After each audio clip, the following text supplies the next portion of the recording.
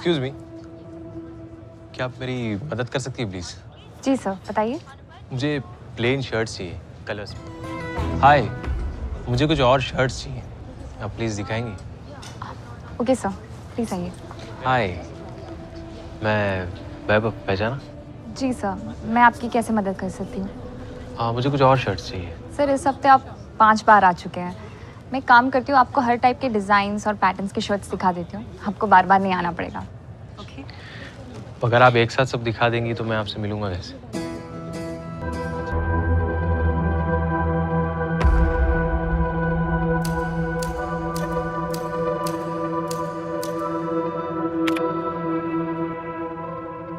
सब कुछ नॉर्मल लग रहा है राजेश जी। रोज की तरह प्राजक्ता अपने काम पर आई और नॉर्मल अपने टाइम पर शाम को निकल गई। मैम फिर प्राजक्ता अपने घर क्यों नहीं पहुंची है? देखो जतिन, मुझे तुमसे बात करने में कोई दिलचस्पी नहीं है। मैं बस ये जानना चाहता हूँ कि क्या प्राजक्ता वहां आई है? वो घर नहीं पहुंची अभी तक? आई थी, गला घोट कर मार दिया मैंने उसको। मैं उनके घर गई थी पता करने साहब। 5 साल का बेटा है प्राजक्ता का। सर भोपाल और उसके आसपास के इलाकों में 11 अप्रैल की शाम को हुए सारे एक्सीडेंट केसेस चेक कर लिए, कुछ नहीं मिला। प्राजक्ता का husband, I mean ex husband Jatin Narayan, उसे पूछताछ की? सर डाइवोर्स अभी तक हुआ नहीं है, मामला कोर्ट में है। लेकिन प्राजक्ता के भाई राजेश के अकॉर्डिंग जतिन थोड़ा वायलेंट आदमी है, मारपीट करता है। यार आशिमा, अगर तुझे थोड़ा भी डाउट है ना तो तू प्लीज़ जाके पुलिस को सब बता दे। अगर प्राजक्ता उस लड़के के साथ भाग गई है ना तो ये बात पुलिस को पता होना ज़रूरी है, वरना तुझ पे आ जाएगा कि तूने इतनी बड़ी बात छुपाई। सर मुझे उसका नाम तो नहीं पता, लेकिन वो सिर्फ प्राजक्ता के लिए आता था स्टोर में। Excuse me, yes? वो प्राजक्ता नहीं आई आज? जिस दिन प्राजक्ता का डे ऑफ था उस दिन भी आया था सर। उसके बारे में पूछा और चला गया। शॉपिंग भी नहीं की उस दिन तो। नाम क्या इस आदमी का? मुझे नहीं पता सर, मैंने एक बार प्राजक्ता से पूछा भी उसके बारे में। अरे वो बस एक कस्टमर है और तू ना फालतू की स्टोरी मत बना। कुछ तो स्टोरी होगी ना प्राजक्ता। वो बस तेरे लिए और तेरे बारे में पूछता है। तू जो शर्ट दिखाती है फटाक से खरीद लेता है। तो शायद मुझसे अट्रैक्टेड होगा, बट मुझे क्या फ़र्क पड़ता है? वो जितनी शर्ट्स खरीदेगा मुझे उतना ही ज़्यादा कमीशन मिलेगा। और वैसे भी तुझे तो पता है कि मुझे पैसे की कितनी ज़्यादा ज़रूरत, सब कुछ अकेले मैनेज करना पड़ता है। तुझसे ना प्यार हो गया उसे प्राजक्ता। वो कितने दिनों से स्टोर पे आ रहा था और आखिरी बार कब आया? 2 हफ्ते या 20 दिन से आना शुरू किया था, पर पिछले 7 दिनों में मैंने उसे स्टोर पे नहीं देखा सर। मुझे ना सॉलिड डाउट था और अभी भी है कि वो और प्राजक्ता कहीं बाहर मिलते थे। कौन है ये मैडम? मैं नहीं जानता इसे। मैंने भी इसे पहले कभी नहीं देखा।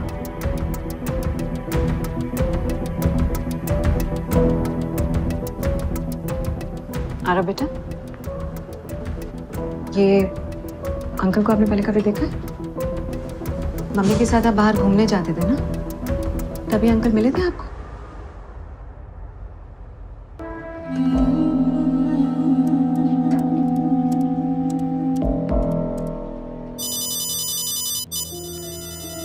कैसा है तू बेटा? ठीक हूँ माँ, तुम कैसी हो? और वहाँ की क्या खबर है? पुलिस तो हमारे घर पर कीट की तरह नजरें गाड़ी बैठी है। एक बात सच सच बता, कहीं तूने ही तो प्राजक्ता के साथ कुछ? रखता हूँ माँ, बाद में फोन करूँ।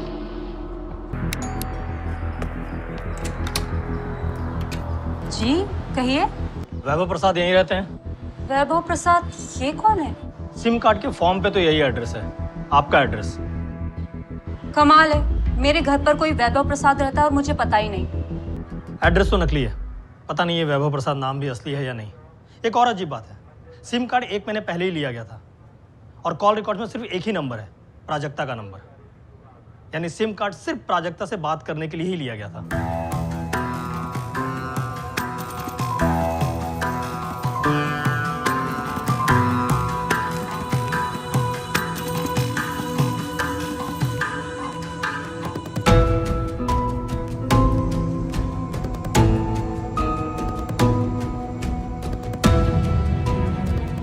ये कह रहे हो कि प्राजक्ता का मर्डर करने के लिए भेजा गया इस वैभव प्रसाद को? Yes sir. तब तो ये कोई हिस्ट्री शीटर भी हो सकता है।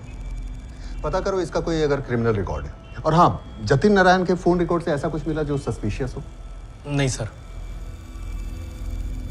सारे पुलिस स्टेशंस को अलर्ट मोड पे डाल दो और खोद निकालो इस वैभव प्रसाद को, उर्फ जो भी इसका असली नाम है। सर, इसका असली नाम वैभव ही है, वैभव प्रसाद। पर यह भी एक मिसिंग केस है। मिसिंग? अरे झोल है ये प्राजक्ता को टारगेट कर रहा था और खुद मिसिंग है। 12 अप्रैल से लापता है। किवाड़पुर पुलिस स्टेशन में इसके खिलाफ मिसिंग कंप्लेंट भी हुई है। किसी ऑटो गैराज में काम करता था और कोई क्रिमिनल रिकॉर्ड नहीं है। इसकी मिसिंग कंप्लेंट किसने की है? इसी की वाइफ जानवी प्रसाद ने। वो इस लड़की के साथ भाग गया, यही कहना चाहते हैं ना आप? कौन है ये लड़की? भाग गया हम नहीं, तुम कह रही हो जानवी। मतलब तुम्हें पता है ये इसके साथ भाग गया है? तुम जानती हो प्राजक्ता के बारे में? तुम्हें पता है तुम्हारे पति के साथ इसका कुछ चल रहा था? पता होता तो मिसिंग कंप्लेंट क्यों लिखवाती मैं? और जब रिपोर्ट लिखवाई थी तभी बोलती ना कि इस लड़की को ढूंढो, इसके साथ भागा होगा। अरे मुझे तो इसके बारे में अभी पता चल रहा है, अभी नाम पता चला इसका। तुम्हारे पति वैभव के साथ कैसा रिलेशन था तुम्हारा? मतलब प्रॉब्लम क्या थी तुम दोनों के बीच? झगड़े होते थे, बहुत झगड़ते थे हम दोनों। कभी कभी तो एक हफ्ते तक एक दूसरे से बात नहीं करते थे। वो अपने फोन में लगा रहता था और मैं मिंटू में घर के काम में लगी रहती थी। हाँ, पर रोज काम खत्म करने के बाद घर जरूर आता था। उस दिन शाम को जब मैं उसके गैराज गई तो पता चला वो तो 4 बजे ही चला गया वहां से। उसके बाद कहाँ गया कुछ पता नहीं। और अब आप कह रहे हैं कि उसका किसी औरत के साथ चक्कर था।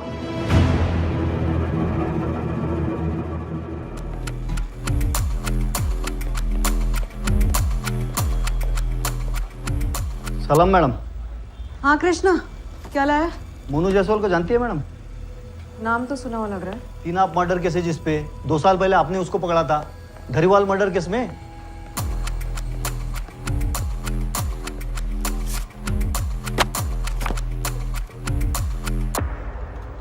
ये मोनू जायसवाल? हाँ यही मैडम।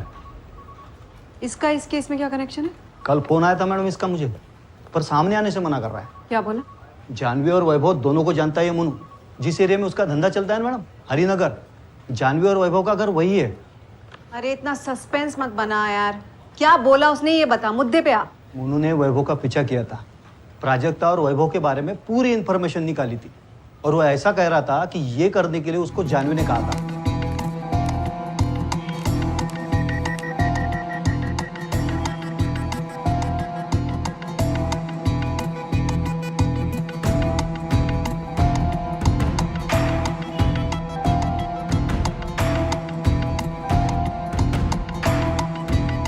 क्या नाम है लड़की का? वो नहीं मालूम, लेकिन लड़की यही है जिससे आपके हस्बैंड का सीन चालू है। क्या करना है मैडम इसका? दोनों में से किसे भेजना है पवेलियन? नमस्ते, मैं प्रतीक गांधी। किसी का दिल टूटा, किसी को दर्द पहुंचा, किसी के अंदर आक्रोश उमड़ा। जज्बातों ने मानसिक संतुलन को ही उथल पुथल कर दिया, और फिर गन का ट्रिगर दब गया, चाकू चल गया, या गला घोंट कर किसी की जान ली। ये सब नहीं होना चाहिए था, पर अफसोस ये हुआ। क्राइम्स आजकल सीजन 2, कहानियां कुछ ऐसे इमोशंस की जो न जाने क्यों बेकाबू हो गए।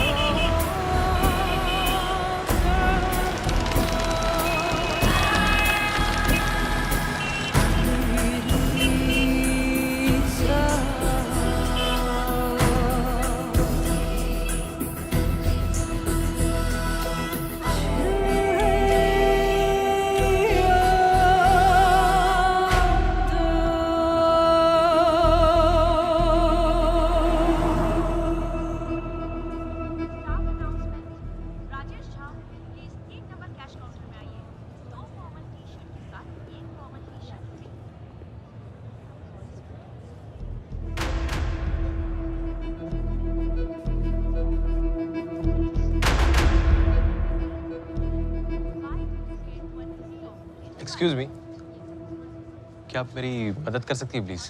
जी सर, बताइए। मुझे प्लेन शर्ट चाहिए कलर्स में। कैजुअल या formals? Semi formal. Okay sir, please आइए।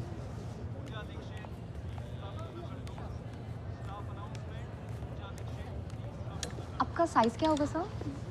40? हाँ 40। ये देखिए सर। अरे ये तो बहुत अच्छी है, मैं ट्राई करके आता हूँ।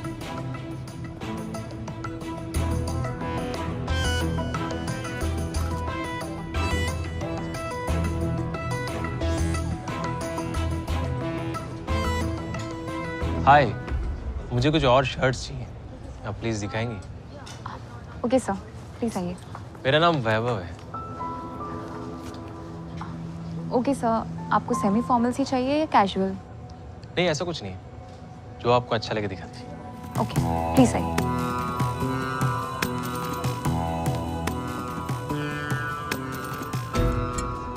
सर, ये शर्ट आपके ऊपर बहुत जचेगी। नहीं ये नहीं। ओके, मैं कुछ और दिखाती हूँ। एक्सक्यूज मी, यस वो प्राजक्ता नहीं आई आज? सर, प्राजक्ता का लंच टाइम है, मैं दिखाती हूँ ना आपको। कोई बात नहीं, कोई बात नहीं, मैं तब तक वेट कर लूँगा।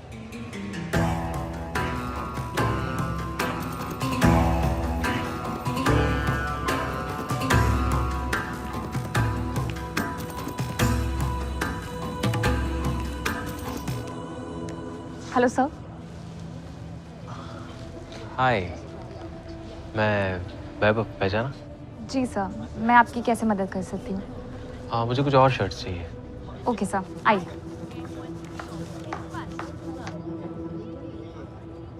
सर, इस हफ्ते आप 5 बार आ चुके हैं। मैं एक काम करती हूँ, आपको हर टाइप के डिज़ाइंस और पैटर्न्स के शर्ट्स दिखा देती हूँ, आपको बार बार नहीं आना पड़ेगा। ओके? अगर आप एक साथ सब दिखा देंगी तो मैं आपसे मिलूंगा कैसे? मजाक कर रहा हूँ, आप प्लीज़ गलत मत समझिए, बिल्कुल गलत मत समझिए। एक्चुअली क्या है ना, आपकी शर्ट्स की चॉइस इतनी अच्छी है कि आप जो भी दिखाती है मैं झट से खरीद लेता हूँ। Thank you. वेलकम। अच्छा, कॉफ़ी पीने चलेंगे मेरे साथ?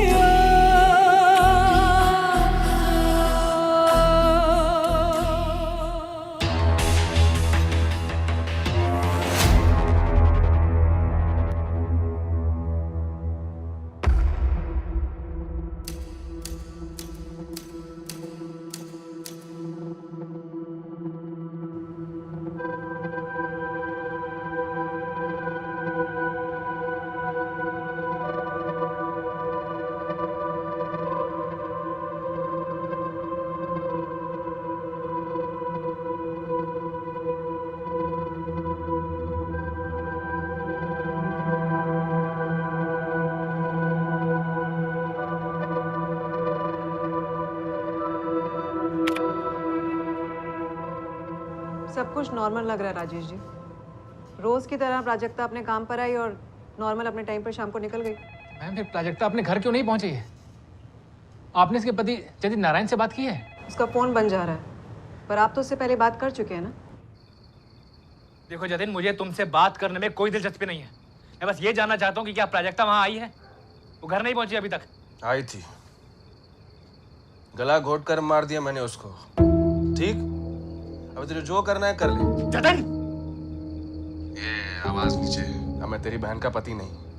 वो क्या करती है, किससे मिलती है, कहाँ जाती है, मुझे घंटा फर्क नहीं पड़ता। पर अब वो क्यों आएगी यहाँ मेरे पास? मिल गया होगा उसे कोई नया आशिक। गुलछर्रे उड़ा रही होगी उसी के साथ। देखो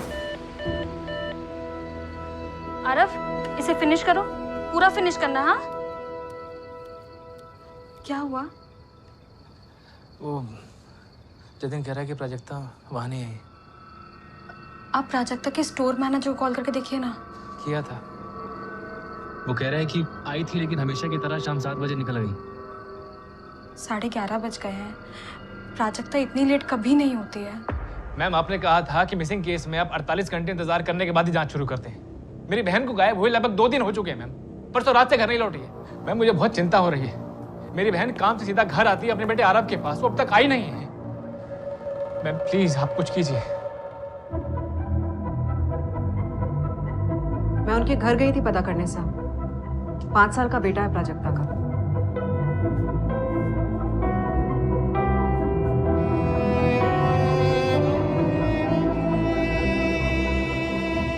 सर, भोपाल और उसके आसपास के इलाकों में 11 अप्रैल की शाम को हुए सारे एक्सीडेंट केसेस चेक कर लिए, कुछ नहीं मिला।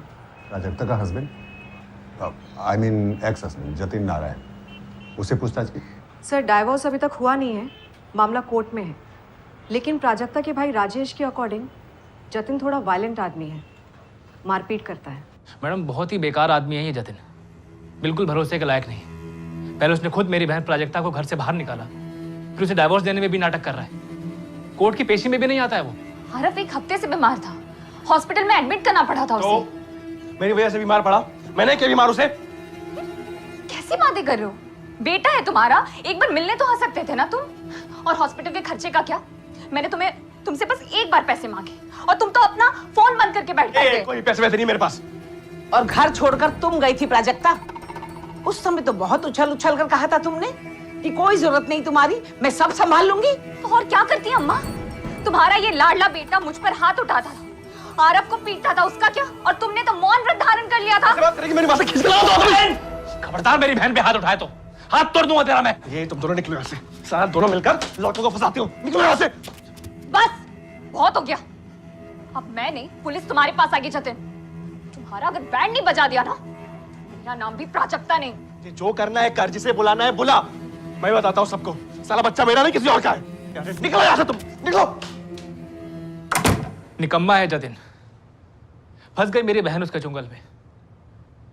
पता नहीं तब प्राजक्ता ने क्या देखा था उस आदमी में जो उससे शादी कर ली। जतिन का कोई भरोसा नहीं है, वो कुछ भी उल्टा सीधा कर सकता है। राजेश, ये जतिन को सबक सिखाने के लिए तो कहीं तुम्हारी बहन जानबूझ करके गुमशुदा होने का नाटक तो नहीं कर रही? क्या बकवास कर रहे हैं आप? मेरी बहन अपने बेटे आरव को छोड़कर ड्रामा करेगी? अब हम पर शक कर रही हैं? उस जतिन को पकड़िए ना आप, अरेस्ट कीजिए उसे, तोड़िए। इससे पहले वो मेरी बहन के साथ कुछ गलत करे। नहीं पता कहाँ है जतिन, गया होगा कहीं। कहाँ जा सकता है वो? सुनाई कम देता है क्या आपको? कहा ना, नहीं पता कहाँ गया है या कहाँ जा सकता है। ये सब उस प्राजक्ता और उसके भाई राजेश का किया धरा है। जाके कहीं छुप गई होगी और मेरे बेटे के पीछे आपको लगा दिया उसे परेशान करने के लिए। यही धमकी देके गए थे दोनों। देखिए सावित्री जी, अगर आपका बेटा सामने से पुलिस से बात नहीं करता है तो उसकी परेशानी बढ़ेगी। अब और क्या परेशान होगा, पहले से ही बहुत परेशान है वो। कोई काम वाम नहीं है उसके पास, और ऊपर से इस औरत ने जीना हराम कर रखा है उसका। बिना कोई मतलब दोनों भाई बहन हाथ धो के पीछे पड़े हैं उसके। अर्पिता, मैं ट्रेंडी स्टोर दोबारा गया था, पर वहाँ किसी ने भी प्राजक्ता के बारे में कोई ऐसी बात नहीं कही जो अटपटी या एबनॉर्मल हो। सर, उसके भाई राजेश पे तो मुझे डाउट है, लेकिन प्राजक्ता अपने बेटे को ऐसे छोड़कर अपने एक्स हस्बैंड जतिन को सबक सिखाने के लिए नाटक नहीं कर सकती। यार आशिमा, अगर तुझे थोड़ा भी डाउट है ना तो तू प्लीज जाके पुलिस को सब बता दे। वैसे भी अब प्राजक्ता का मिसिंग होना सारे न्यूज़पेपर्स में है। पर तुझे लगता है क्या प्राजक्ता ऐसा कुछ करेगी, और वो भी अपने बेटे आरव को यूं छोड़कर? देख यार, तुझे क्या लगता है, मुझे क्या लगता है, इससे कोई फर्क नहीं पड़ता। अगर प्राजक्ता उस लड़के के साथ भाग गई है ना तो ये बात पुलिस को पता होना जरूरी है, वरना तुझ पे आ जाएगा कि तूने इतनी बड़ी बात छुपाई।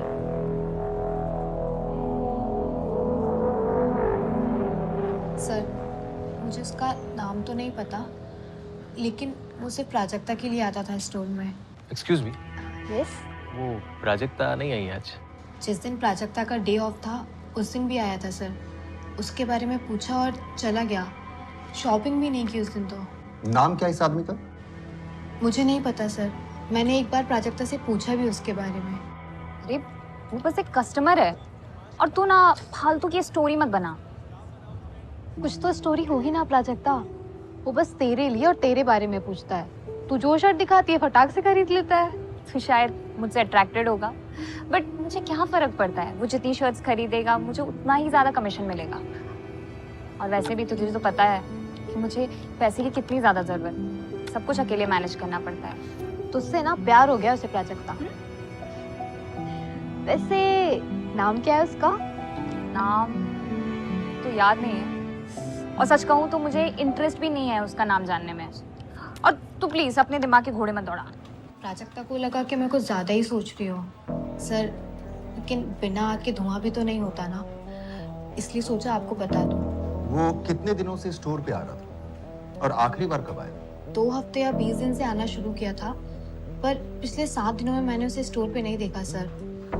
मुझे ना सॉलिड डाउट था और अभी भी है कि वो और प्राजक्ता कहीं बाहर मिलते थे।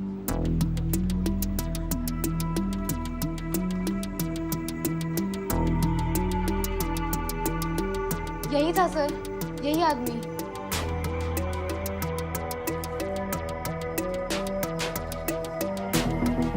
कौन है ये मैडम? मैं नहीं जानता इसे।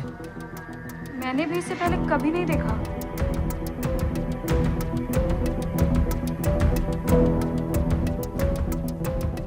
आरा बेटा, ये अंकल को आपने पहले कभी देखा है? मम्मी के साथ आप बाहर घूमने जाते थे ना, तभी अंकल मिले थे आपको?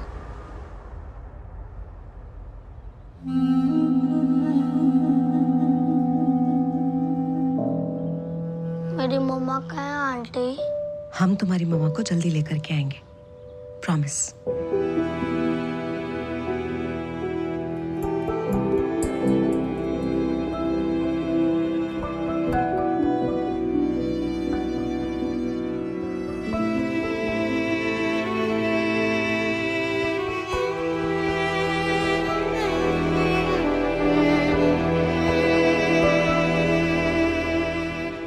हरीश, मुझे उस नंबर के डिटेल्स चाहिए जल्दी।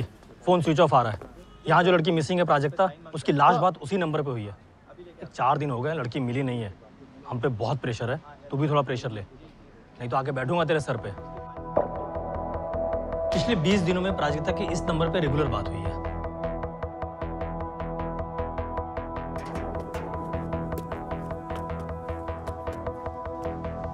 यही लड़का होगा, स्टोर पे बार बार आना, प्राजक्ता के बारे में पूछना, हाथ धो के पीछे पड़ा हुआ था। 100% इसने प्राजक्ता को प्रपोज किया होगा और प्राजक्ता इसके साथ भाग गई होगी। सोशल मीडिया पर कुछ मिला?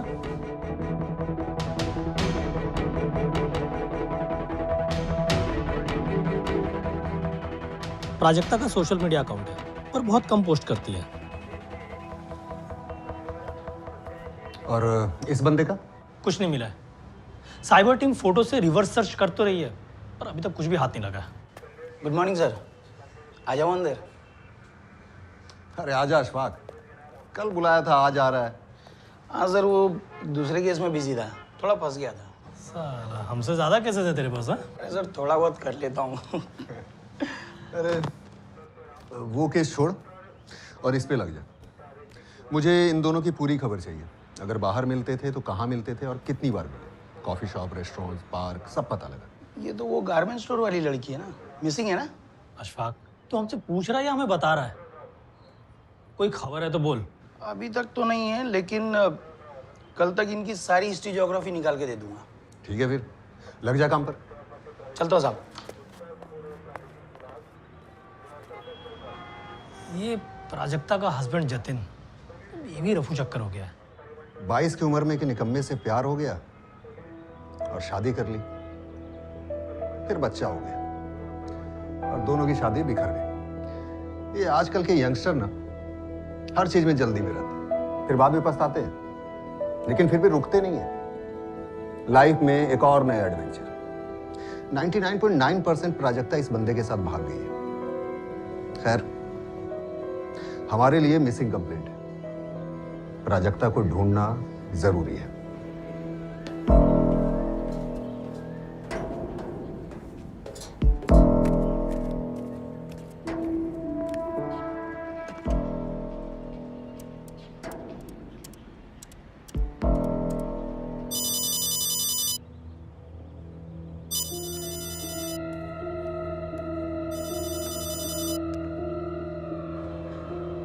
Hello,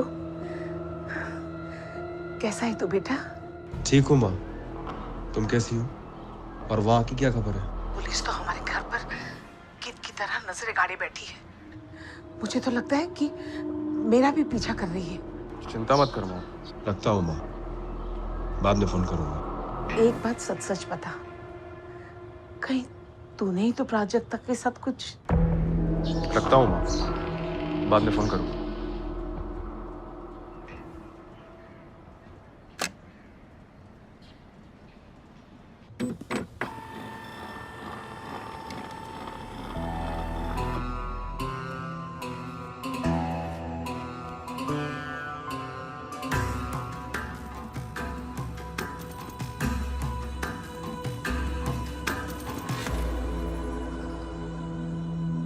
let's meet cafe, Chaudhary circle, pin code 61। रोज शाम को प्राजक्ता और ये बंदे का मिलना यहीं पर होता था। सर, इनका लव स्टोरी का पूरा सीन यहीं पर है।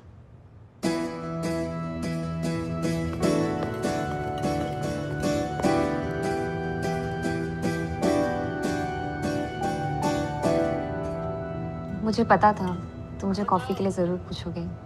और तुम भी तो उसी दिन का इंतजार कर रही थी ना। प्यार तो मुझे उसी दिन हो गया था जिस दिन मैंने तुम्हें पहली बार देखा था। और सुनो, तुम अब भोली मत बनो जैसे तुम्हें कुछ पता ही नहीं। तुम भी मुझे चाहती हो ना? तुम मेरे बारे में जानते ही क्या हो? मैं एक 5 साल के बच्चे की माँ हूँ और पिछले 2-2.5 साल से मैं अपने हस्बैंड से अलग रह रही हूँ। ये एक गलत आदमी से प्यार और शादी करने का नतीजा है।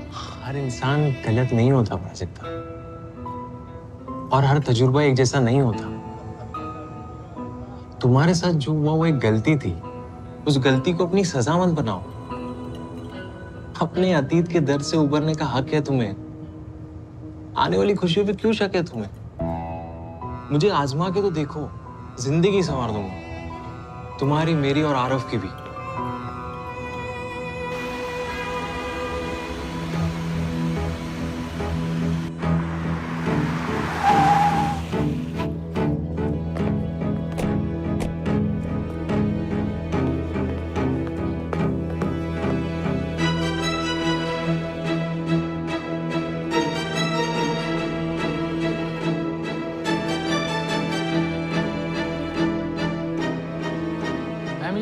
प्राजक्ता का दोस्त भी तो हो सकता है।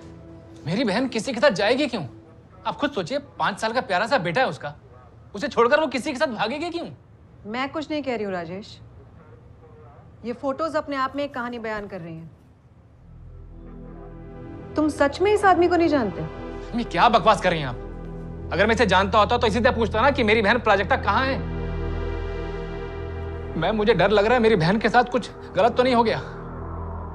मैम, अगर मेरी बहन का इसके साथ कुछ होता भी जैसा कि आप कह रहे हैं तो मेरी बहन आकर मुझे तो बताती। मैं तो कुछ चाहता था कि प्राजक्ता लाइफ में दोबारा सेटल हो जाए, उसे प्यार करने वाला पति मिले, उसके बेटे आरव को एक अच्छा फादर मिले। मुझे नहीं पता मैम कौन है ये।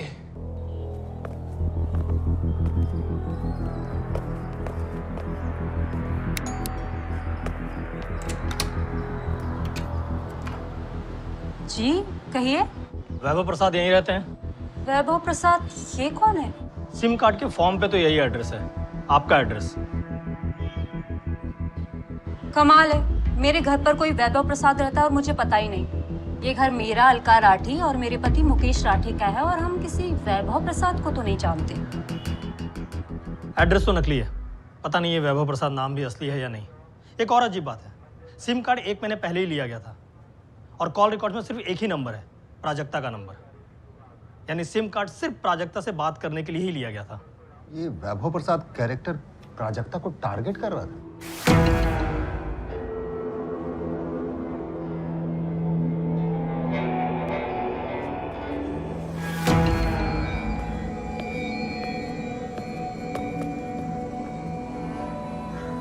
तो यहाँ कोई ना कोई क्राइम के आसार भी दिख रहे हैं। सर, वैभव प्रसाद पक्का जतिन नारायण का हायर किया गया आदमी हो और जतिन नारायण ने ही वैभव प्रसाद को प्राजक्ता के पीछे भेजा होगा।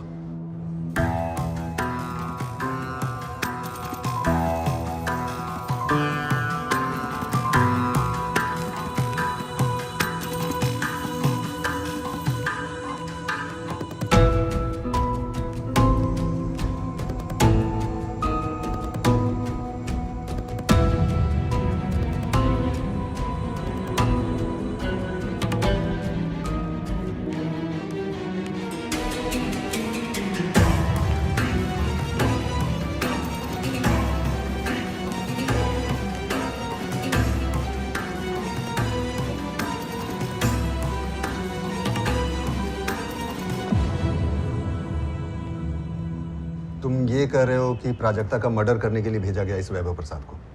Yes sir. तब तो ये कोई हिस्ट्री शीटर भी हो सकता है। पता करो इसका कोई अगर क्रिमिनल रिकॉर्ड है। और हाँ, जतिन नारायण के फोन रिकॉर्ड से ऐसा कुछ मिला जो सस्पिशियस हो? नहीं सर। सारे पुलिस स्टेशंस को अलर्ट मोड पे डाल दो और खोद निकालो इस वैभव प्रसाद को, उर्फ जो भी इसका असली नाम है।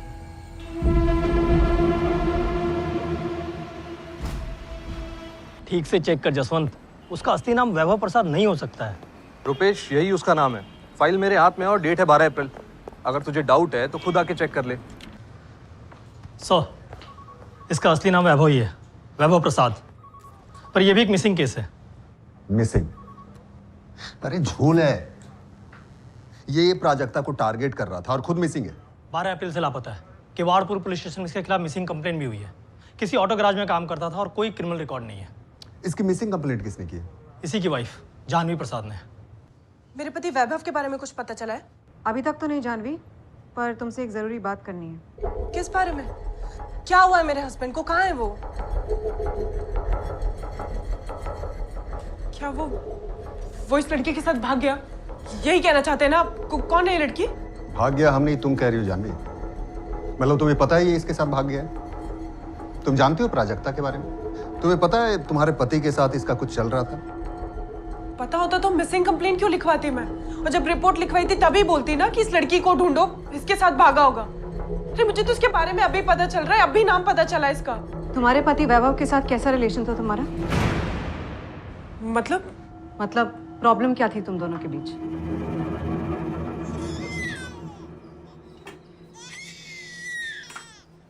जानवी, मिंटू कब से रोए जा रहा है, देख नहीं सकती उसे? वैभव, तुम्हारा ही डब्बा बना रही हूँ मैं। 2 मिनट के लिए तुम देख लोगे उसको तो कुछ बिगड़ जाएगा क्या? मुझे तुम्हारा डब्बा नहीं चाहिए, मैं बाहर खा लूंगा। अरे तुम्हारे रोज रोज के यही ड्रामे। बाहर खाना खाने को तैयार हो, लेकिन 2 मिनट के लिए मेरी हेल्प नहीं कर सकते? हाँ, नहीं कर सकता हेल्प। तुम सब काम छोड़कर किचन में डब्बा बनाना। और तुम सुबह से कहाँ बिजी हो? क्या कर रहे हो? सिर्फ चाय सिगरेट, चाय सिगरेट। मैं जा रहा हूँ, रात को भी बाहर खा लूंगा। कम से कम तुम्हारी चिक चिक से तो शांति मिलेगी। वैभव, तुम्हें एक काम करने को कहा था मैंने, वो भी नहीं हुआ तुमसे। अरे शादी क्यों की मुझसे? इतने बड़े बड़े जो वादे किए थे सब झूठे थे क्या वो? वैभव, झगड़े होते थे, बहुत झगड़ते थे हम दोनों। कभी कभी तो एक हफ्ते तक एक दूसरे से बात नहीं करते थे। वो अपने फोन में लगा रहता था और मैं मिंटू में घर के काम में लगी रहती थी। हाँ, पर रोज काम खत्म करने के बाद घर जरूर आता था। उस दिन शाम को जब मैं उसके गैराज गई तो पता चला वो तो 4 बजे ही चला गया वहां से। उसके बाद कहाँ गया कुछ पता नहीं। और अब आप कह रहे हैं कि उसका किसी औरत के साथ चक्कर था।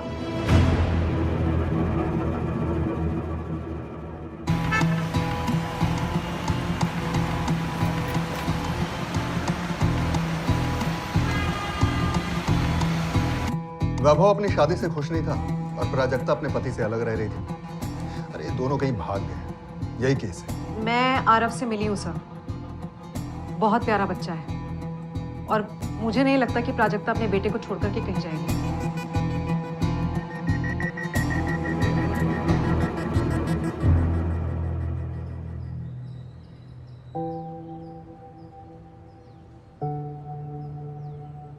मम्मा वापस कब आएगी मामी?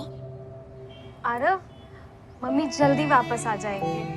मम्मा मुझे छोड़कर क्यों गई? छोड़कर नहीं गई है बेटा। तो फिर कहाँ गई मेरी मम्मी? मम्मी ना किसी काम से गई है। हम जल्दी उन्हें वापस ले आएंगे। लो खाओ तो। फोन रिकॉर्ड्स कल तक आएंगे रुपेश। थोड़ा टाइम लग रहा है, वो क्या है ना, दूसरे केसेस में बिजी थे हम। आई अंडरस्टैंड जसवंत, बट ये केस भी अर्जेंट है। और हाँ, प्राजक्ता से बात करने के लिए वैभव एक नया नंबर यूज़ कर रहा था, लेकिन वैभव की वाइफ जानवी ने जो तुम्हें नंबर दिया है वो उसका दूसरा नंबर है। हमें उस नंबर के कॉल रिकॉर्ड्स चाहिए। उस नंबर की कॉल रिकॉर्ड्स कल तक मिल जाएंगे। वैसे मुझे नहीं लगता कि ये कोई मिसिंग केस है। ये वैभव प्रसाद और प्राजक्ता तिवारी दोनों अपनी जिम्मेदारियों से पीछा छुड़ाना चाहते होंगे। मिले, प्लान बनाया और भाग गए। नहीं जसवंत, इस वैभव ने प्राजक्ता को टारगेट किया 100% प्राजक्ता के एक्स हस्बैंड जतिन के कहने पे। चलो एक बार तुम्हारी बात मान लेते हैं कि वैभव और प्राजक्ता का अफेयर था और दोनों रफू चक्कर हो गए, बट इन दैट केस ये जतिन ये क्यों अंडरग्राउंड है?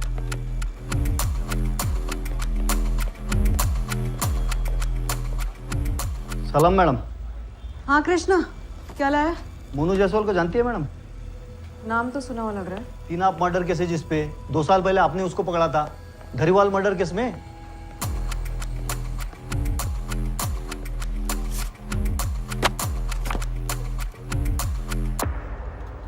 ये मोनू जायसवाल? हाँ यही मैडम।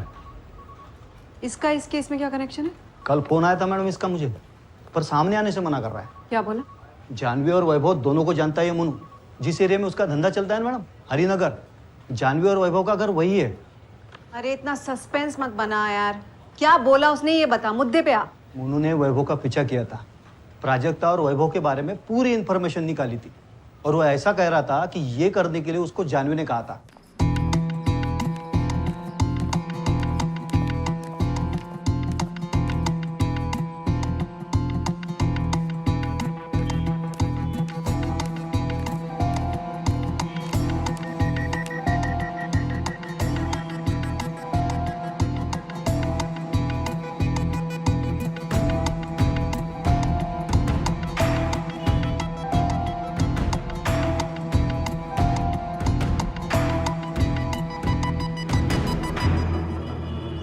क्या नाम है लड़की का? वो नहीं मालूम, लेकिन लड़की यही है जिससे आपके हस्बैंड का सीन चालू है। क्या करना है मैडम इसका? दोनों में से किसे भेजना है पवेलियन?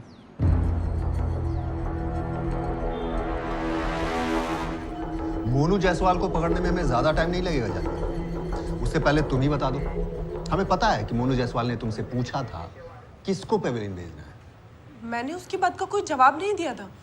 मुझे सिर्फ उस औरत के बारे में जानना था। मैं उससे मिलना चाहती थी, उसे बोलना चाहती थी कि भगवान के लिए मेरे पति को छोड़ दे। जब पहले तुमसे पूछा था तब तुम्हें इस औरत के बारे में कोई आइडिया नहीं था? अब भी कोई आइडिया नहीं है मैडम। हाँ, पर वैभव को लेके मेरे मन में जो डाउट था उसका जवाब मुझे मिल गया। अगर वैभव ने मुझे छोड़ दिया तो मैं कहाँ जाऊंगी, मैं क्या करूंगी? 4 साल पहले वैभव से मिली थी, मैं 2nd ईयर कॉलेज में थी। जब पापा को उसके बारे में पता चला तो उन्होंने बहुत गुस्सा किया, लेकिन पता नहीं मुझे उसमें ऐसा क्या दिखा कि एक दिन सब कुछ छोड़कर मैं उसके साथ भाग गई। घर, वाराणसी, माँ बाप, सब कुछ पीछे छूट गया। लेकिन अब समझ आता है कि कितनी बड़ी बेवकूफ थी मैं। ये सब करके मुझे क्या मिला? रोज के झगड़े, एक आदमी जिसके लिए मैंने अपना सब कुछ दांव पे लगा दिया। वो ऐसा निकलेगा मैंने कभी सपने में भी नहीं सोचा था। मिंटू के पैदा होने के बाद भी उस आदमी में कोई सुधार नहीं आया। उसे सिर्फ एक काम आता था, मुझसे झगड़ा करना। पिछले कुछ दिनों से उसका बर्ताव मुझे बहुत अटपटा लग रहा था। मुझे शक था कि उसे कोई और मिल गई है। इससे पहले कि वो मुझे छोड़ दे, मैं उस लड़की से मिलना चाहती थी, उसे बोलना चाहती थी कि किसी और को ढूंढ ले, बस मेरे पति को छोड़ दे। जानती हूँ मैं तुम्हें कोई और मिल गई, तभी तो सारा दिन फोन से चिपके रहते हो।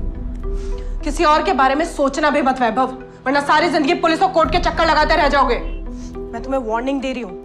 अपना परिवार इसलिए छोड़कर नहीं आई तुम्हारे लिए कि तुम कहीं और जाकर मुंह मारो। और ये तो बिल्कुल भी मत सोचना कि मैं एक अबला नारी हूँ जो चुपचाप बैठकर सब कुछ सहती रहूंगी।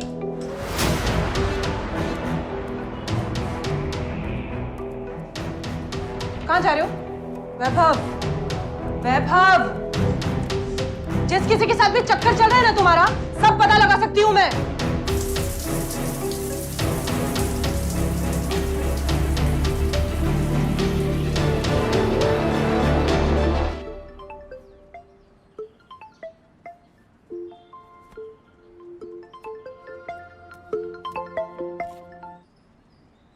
हेलो, क्या मैं वैभव से बात कर सकती हूँ? कौन बोल रहा है? मैं उनकी फ्रेंड हूँ। तुझे शर्म नहीं आती? क्या बोल रही हैं आप? तुझे पता है ना वैभव शादीशुदा है, या उसने बताया नहीं तुझे? माफ कीजिए, मुझे वैभव से बात करनी है। वैभव के आसपास भी आई है ना तो काट के रख दूंगी, समझी? Hello, hello, hello. कौन थी ये? कोई काम का फोन होगा जानवी। तुम्हारे ऑटो गैराज में लड़कियां कब से काम करने लग गई? कस्टमर भी हो सकता है। तो कस्टमर गैराज में डायरेक्टली फोन करेगा ना, या पर्सनली तुम्हें फोन मिलाएगा? मुझे नहीं पता, परेशान हो गया हो तुम्हारे इन फालतू के सवालों से। वैभव, वैभव, ये वही औरत थी। वो नंबर मैंने पहले भी देखा था। फ़ोन मिलाने की कोशिश करी तो फ़ोन बंद आ रहा था। मुझे शक हुआ कि वो दोनों आपस में किसी और नंबर से बात करते होंगे, तो मैंने मोनू जायसवाल को कांटेक्ट किया। उसे इस औरत के बारे में पता लगाने को कहा। और मोनू को इसके लिए मैंने पैसे भी दिए थे। फिर अचानक वैभव गायब हो गया। मोनू से भी मेरी बात नहीं हो पा रही थी। पता नहीं उसने आपको फ़ोन करके सब कुछ कैसे बता दिया, पर मेरा यकीन मानिए, मेरा इरादा सिर्फ इस औरत के बारे में पता करना था। इससे मिलकर सिर्फ इसे ये बोलना चाहती थी कि मेरी शादीशुदा जिंदगी बर्बाद ना करे। कब बात हुई थी तुम्हारी इस औरत प्राजक्ता से? जब उसने वैभव के नंबर पर फोन किया था? हाँ, तभी बात हुई थी, लगभग 2 हफ्ते पहले। ये वैभव के इस नंबर पे कॉल आया था? ये नंबर तो मेरे पास है ही नहीं। इस नंबर से वैभव उस चुड़ैल से बात करता था। 1 मिनट।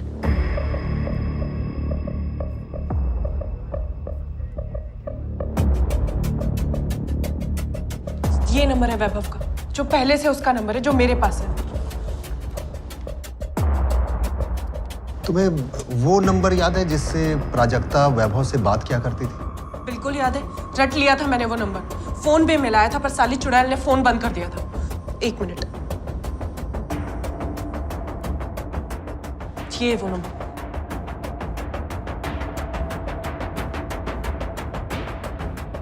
प्राजक्ता का ये नंबर हमारे पास नहीं है।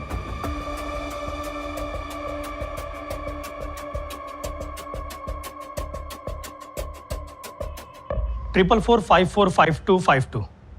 जानवी ने ये नंबर वैभव के फोन से लिया था और वैभव के पिछले 2 महीने के कॉल रिकॉर्ड में उसके ओरिजिनल नंबर पे इस नंबर से वैभव की कई बार बात हुई है।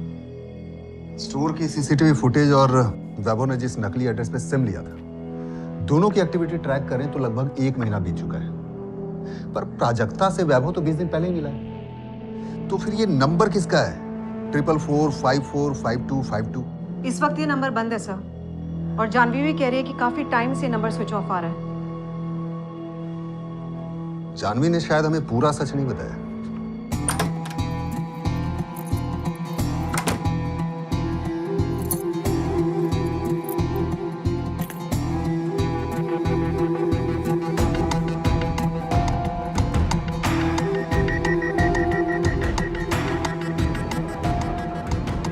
इस नंबर के कॉल रिकॉर्ड्स हमें कल चाहिए थे हरीश, बहुत अर्जेंट है। सर आप मेरे पे बहुत प्रेशर डालते हैं हमेशा, मेरी भी सोचिए थोड़ा कभी। ये सब इतनी जल्दी नहीं। तेरा सोच के कल का बोल रहा हूँ। कल सुबह तक सारे डिटेल्स मेरे टेबल पे होने चाहिए।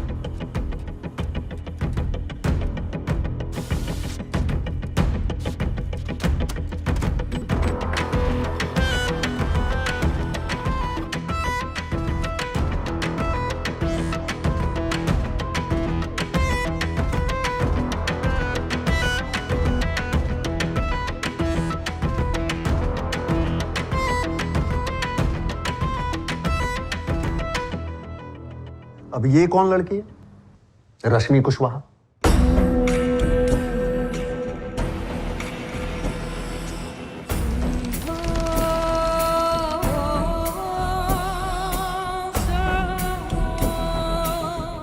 एड्रेस भी है। उम्मीद करो कि ये फेक ना हो।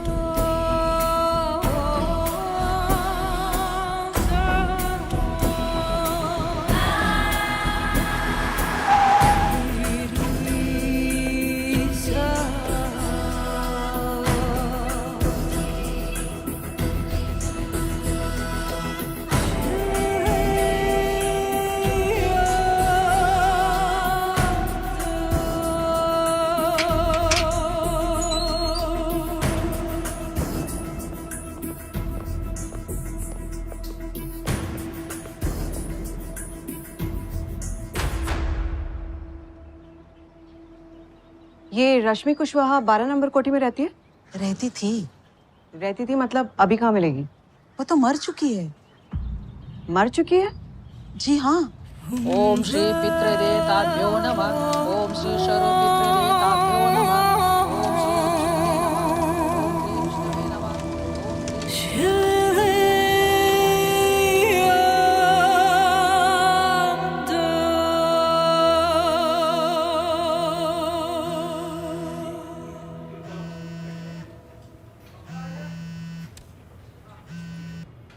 हेलो नीलेश कुशवाहा जी, कहिए। शास्त्री नगर पुलिस स्टेशन से इंस्पेक्टर अविनाश सिंह बात कर रहा हूँ। जी बोलिए सर। आपकी बहन रश्मि के बारे में बात कर रही है। क्या बात है सर? रश्मि ने सुसाइड की थी। जी सर। नीलेश जल्दी अपने घर पहुंचो, मैं तुम्हारे घर के बाहर ही खड़ा हूँ। एक घंटा लग जाएगा और कुछ काम भी निपटाना है ऑफिस में। बॉस को भी पूछना पड़ेगा। अरे बॉस को कहो पुलिस का मामला है, अर्जेंट बुलाया है। मैं आता हूँ।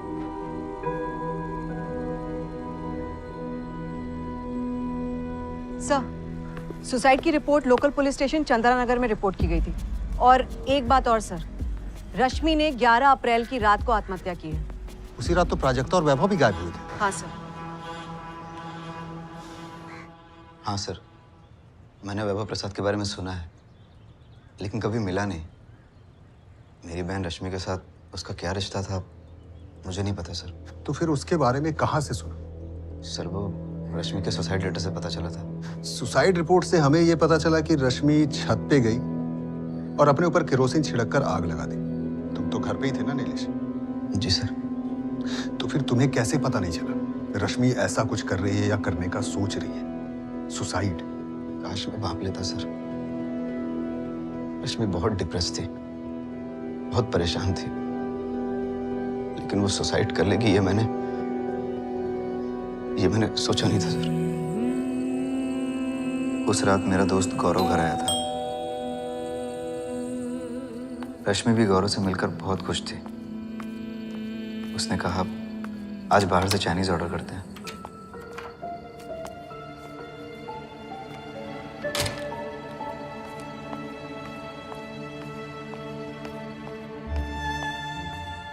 हमने साथ बैठकर खाना खाया, सब कुछ नॉर्मल था। रश्मि को देखकर ऐसा कुछ नहीं लगा।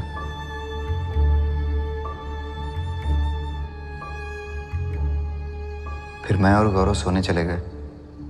हम इतनी गहरी नींद में थे कि रूम के बाहर क्या चल रहा है पता ही नहीं चला।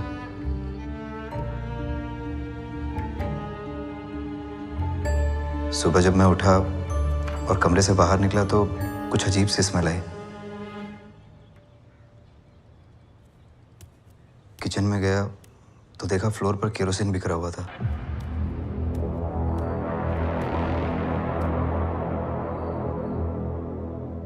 मुझे समझ में नहीं आया कि घर में केरोसिन कहां से आया। जब मैंने मेन डोर चेक किया तो वो अंदर से ही बंद था।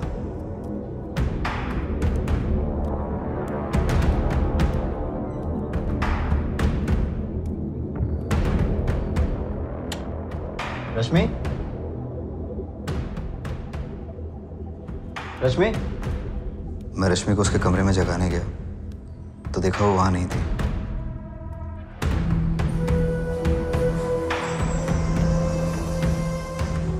रश्मि? रश्मि?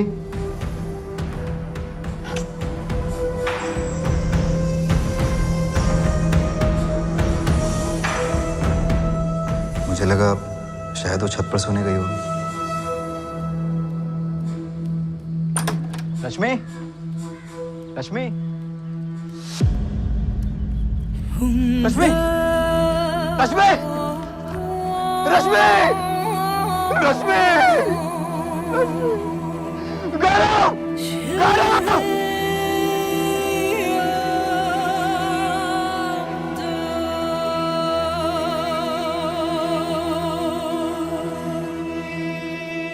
रश्मि की बॉडी पूरी तरह से जल चुकी थी। रश्मि का सुसाइड नोट पुलिस को रश्मि के कमरे से ही मिला। रश्मि पहले से ही अपनी जिंदगी से बहुत परेशान थी। पिछले कई महीनों से बहुत दुखी थी, गुमसुम सी रहती थी। न जाने कहां से ये वैभव प्रसाद उसकी जिंदगी बर्बाद करने आ गया। केरोसिन कहाँ से मिला रश्मि को? पता नहीं। रश्मि उस शाम को बहुत खुश दिख रही थी। ऐसा कुछ करने का सोच भी रही थी, ये मुझे पता नहीं चला सर। ये गौरव कहाँ रहता है? हाँ रुपेश। सर, जतिन नारायण ने सरेंडर कर दिया। पिछले आधे घंटे से धुलाई कर रहे हैं इसकी, पर इसकी सुई तो अटक ही गई है। कह रहा है इसे प्राजक्ता के बारे में कुछ भी नहीं पता। जब राजेश का फोन आया तो ये डर गया और इसे भाग कर छुप गया था। पर तो ये उल्टा राजेश पे इल्जाम लगा रहा है। कह रहा है उसी ने अपनी बहन प्राजक्ता के साथ कुछ किया होगा। प्राजक्ता के गायब होने के पीछे एक और नया एंगल। इधर रश्मि ने सुसाइड नोट में वैभव प्रसाद का नाम ही मेंशन किया है। चंद्रनगर पुलिस स्टेशन से रश्मि की सुसाइड की पूरी स्टोरी जाननी होगी, सुसाइड नोट और इन्वेस्टिगेशन की सारी डिटेल्स। आखिर ये वैभव प्रसाद है कौन? पहले प्राजक्ता और अब ये रश्मि कुशवाहा। अपने अतीत के दर्द से उबरने का हक है तुम्हें। आने वाली खुशियों पे क्यों शक है तुम्हें रश्मि? ऐसा तुम अब कह रहे हो वैभव। एक बार मेरे बारे में सब जान लोगे तो तुम्हारा इरादा बदल जाएगा। सब कुछ बदल सकता है, पर मैं कभी नहीं बदलूंगा। ना मैं, ना तुम्हारे लिए मेरा प्यार प्राजक्ता।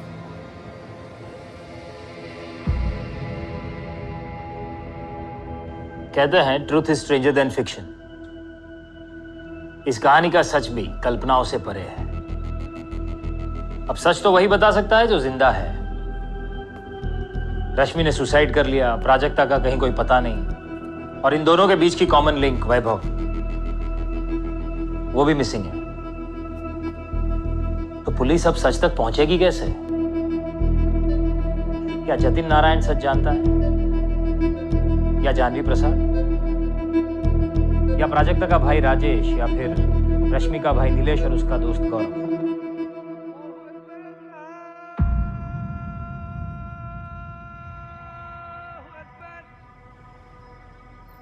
सर मुझे वैभव प्रसाद के बारे में कोई आइडिया नहीं है सर। मैं वैसे ही प्राजक्ता से इतना दुखी था, किसी और को उसके पीछे लगा कर क्यों झमेला बोल लूंगा सर। मेरा यकीन करिए सर, मुझे कुछ नहीं पता। नहीं, नाम नहीं पता था। प्राजक्ता थी या रश्मि कुशवाहा, मेरी तो सिर्फ उससे बात हुई थी। मुझे लगा ये वही औरत थी जिसका फोटो मुझे मोनू जायसवाल ने दिखाया था। मैंने केवाड़पुर पुलिस स्टेशन में बात की थी। वैभव प्रसाद मिसिंग केस के बारे में मुझे पता है। ऐसे नहीं कि रश्मि कुशवाहा ने अपने सुसाइड नोट में सिर्फ वैभव का नाम लिखा है। आप खुद पढ़ लीजिए।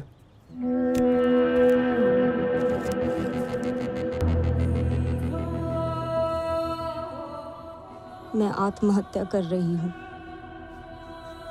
मेरी मौत का जिम्मेदार तरुण बघेल है। अब ये तरुण बघेल कौन है?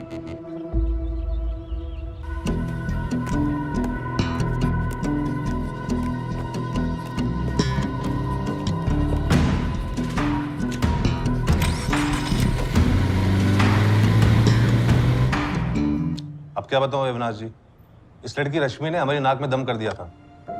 ये लड़की रश्मि हर दूसरे दिन हमारे थाने आ पहुंचती थी, कभी ये कभी वो। आपने उस तरुण बघेल को क्यों छोड़ा? हमने नहीं छोड़ा, कोर्ट के ऑर्डर्स थे। आपने जानबूझ के केस ही इतना ढीला बनाया ताकि उसे बेल मिल जाए। आपको पता भी है अब वो हमें कितना परेशान कर रहा है, जीना हराम करके रख दिया हमारा।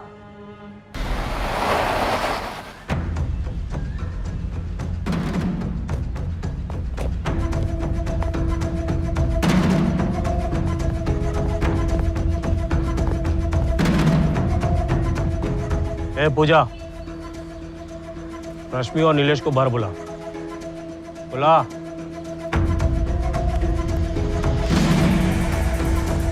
क्यों, क्या हुआ?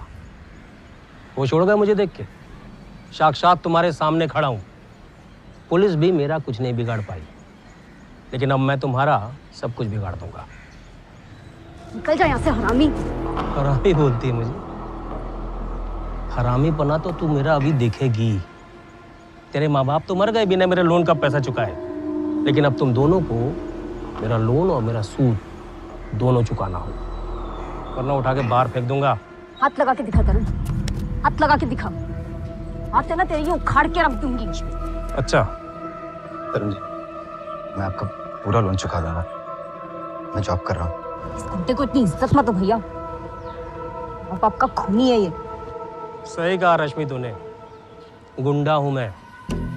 तेरा माँ बाप का हाल तो तूने देख ही लिया है, अब देख तेरा और तेरे इस भाई का क्या हाल करूंगा। तरुण जी, आपके पैसे मिल जाएंगे, बस हमें कुछ दिन की मोहलत दे दीजिए। 2 सिर्फ 2 महीने हैं तेरे पास। 25 लाख लोन और 5 लाख सूद। और उसके बाद अगर 2 महीने बाद अगर मुझे पैसे नहीं मिले, पहले दीवार टूटेगी फिर छत गिरेगी, और हाँ बुलडोजर भी चलेगा। लाके दिखा बुलडोजर, देख फिर कैसे सर फोड़ती हूँ तेरा तरुण बघेल। बहुत उछल रही रश्मि, मुझे मालूम है तू कहाँ पड़ती है, कैसे आती जाती है। बचेगी तभी सर फोड़ेगी ना। वो खुले आम आकर हमें धमकी देता है और उसे बेल मिल जाती है, ये इंसाफ है आपका? रश्मि, फिर से बता रहा हूँ, हमने उसे बेल नहीं दी है, कोर्ट के ऑर्डर से, इसलिए छोड़ना पड़ा। और अगर उसने तुम्हें धमकी दी है तो तुम कंप्लेंट लिखवाओ। पहले भी कंप्लेंट की थी। मेरे माँ बाबा की मौत उसकी वजह से हुई है, उसका क्या एक्शन लिया आपने? रश्मि, हमने उसे गिरफ्तार किया था, अब उसे कोर्ट से बेल मिल गई है, इसका मतलब ये नहीं वो निर्दोष है। हम इन्वेस्टिगेट कर रहे हैं। तो फिर आप उसे दोबारा गिरफ्तार कीजिए। मैं कह रही हूँ ना, मेरे माँ बाबा की मौत का जिम्मेदार तरुण है।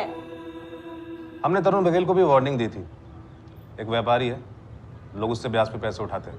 रश्मि के फादर ने भी तरुण बघेल से पैसे उधार लिए थे, लेकिन लौटा नहीं पाए।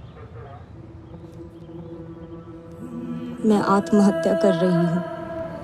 मेरी मौत का जिम्मेदार तरुण बघेल है।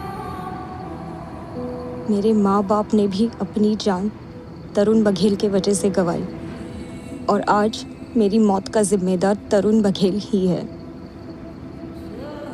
तरुण बघेल और वैभव प्रसाद, ये दोनों जिम्मेदार हैं मेरी मौत के। वैभव प्रसाद वो आदमी है जिसने सिर्फ और सिर्फ मेरा फायदा उठाया है, इस्तेमाल किया है मेरा। माँ, बाबा, मैं बहुत जल्द आपसे मिलूंगी। रश्मि। रश्मि तरुण बघेल से परेशान थी और इसमें वैभव प्रसाद भी आ टपका। अपने माँ बाप को खोने के बाद रश्मि जैसे पागल सी हो गई थी। हमने तो ये भी सुना है कि नीलेश की पत्नी पूजा भी रश्मि की हरकतों से परेशान होकर घर छोड़कर चली गई। रश्मि के पेरेंट्स ने भी सुसाइड किया था क्या? जी, 1 साल पहले।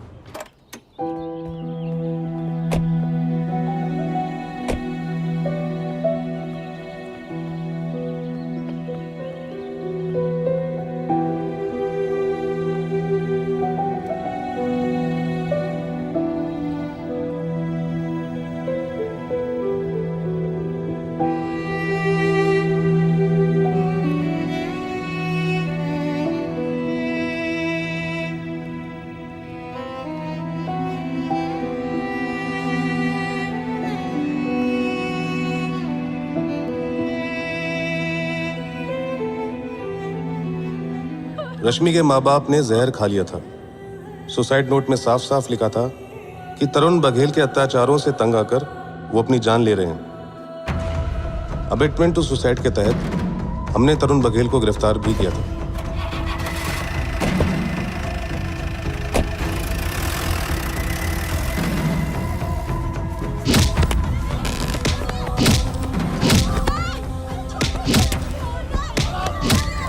तरुण ने कन्फेस तो नहीं किया, पर हमें पता चला कि लोन ना चुका पाने की वजह से उसके गुंडों ने घर जाकर महेंद्र कुशवाहा और उसके परिवार वालों के साथ मारपीट की थी। तरुण पहले भी कई बार महेंद्र कुशवाहा और उसके परिवार वालों को सबके सामने बेइज्जत कर चुका था। पापा कुछ बोलिए। पापा। महेंद्र और अनीता कुशवाहा केस की चार्जशीट में सब लिखा हुआ है, सारी डिटेल्स। अविनाश जी, आप तो जानते हैं कि अबेटमेंट ऑफ सुसाइड केस में आरोपी को आसानी से बेल मिल जाती है, पर ऐसे केसेस में चार्जेस प्रूव करना उतना आसान नहीं होता है। मैं रश्मि का दर्द महसूस कर सकता था, इसलिए जब उसके सुसाइड की खबर आई तो मेरा उस घर में दोबारा जाना बहुत तकलीफ देता। पहली 2 सुसाइड्स बहुत डरावनी थी और ये हद से भी ज्यादा भयानक। सुसाइड करते वक्त रश्मि किस दर्द से गुजरी होगी, सोच के भी रोंगटे खड़े हो जाते हैं। उसने अपने ऊपर केरोसिन छिड़का और आग लगा दी। चीखी नहीं, चिल्लाई नहीं। उसके भाई नीलेश और दोस्त गौरव ने कोई आवाज नहीं सुनी। पड़ोसियों को भी पता नहीं चला, ना कुछ सुना ना कुछ देखा। बहुत दर्दनाक रहा होगा, पर ये सब किस लिए? सिर्फ एक लोन के लिए? लोन जो नीलेश के फादर ने नीलेश का बिजनेस सेट करने के लिए लिया था, बिजनेस ठीक से शुरू होने से पहले ही ठप हो गया। सारा पैसा गंवाया वो अलग, और अब उनके सर पर लोन की तलवार लटक रही थी।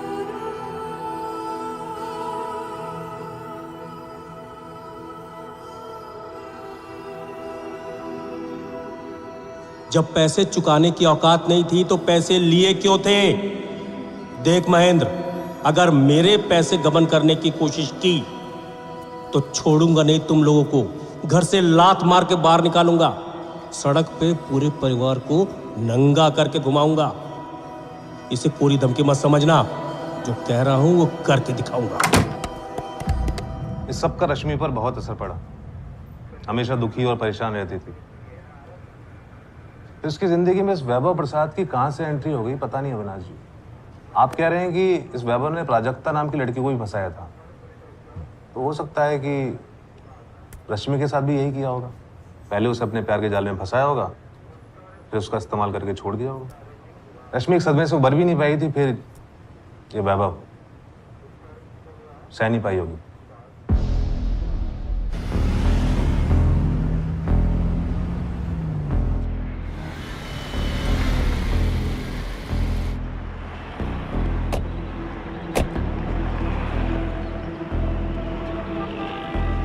सर, रश्मि तरुण बघेल से परेशान थी पर उसे सजा दिलवाने के लिए लड़ रही थी, लेकिन तभी अचानक सीन में एंट्री करता है वैभव प्रसाद और रश्मि सुसाइड कर लेती है। दूसरी तरफ प्राजक्ता मिसिंग है। क्या थ्योरी बना रहे हो रुपेश? यही कि कहीं तरुण बघेल ने ही वैभव प्रसाद को भेजकर रश्मि को टारगेट बनाकर उसे ठिकाने लगाया हो, और दूसरी तरफ प्राजक्ता ने भी तरुण बघेल से पैसे उधार लिए हों और पैसे नहीं चुका पाई, तो तरुण बघेल ने वहां भी वैभव प्रसाद को भेजकर प्राजक्ता को ठिकाने लगाया। अपने अतीत के दर्द से उबरने का हक है तुम्हें। आने वाली खुशियों पे क्यों शक है तुम्हें रश्मि? ऐसा तुम अब कह रहे हो वैभव। एक बार मेरे बारे में सब जान लोगे तो तुम्हारा इरादा बदल जाएगा। सब कुछ बदल सकता है, पर मैं कभी नहीं बदलूंगा। ना मैं, ना तुम्हारे लिए मेरा प्यार प्राजक्ता।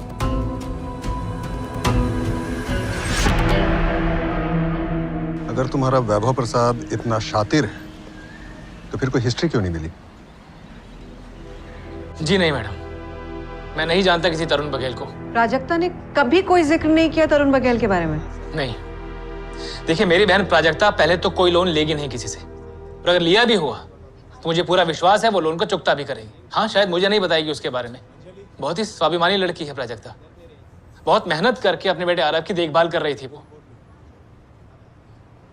मैम, आपने इस तरुण बघेल से पूछताछ की क्या इसने मेरी बहन को अगवा किया है?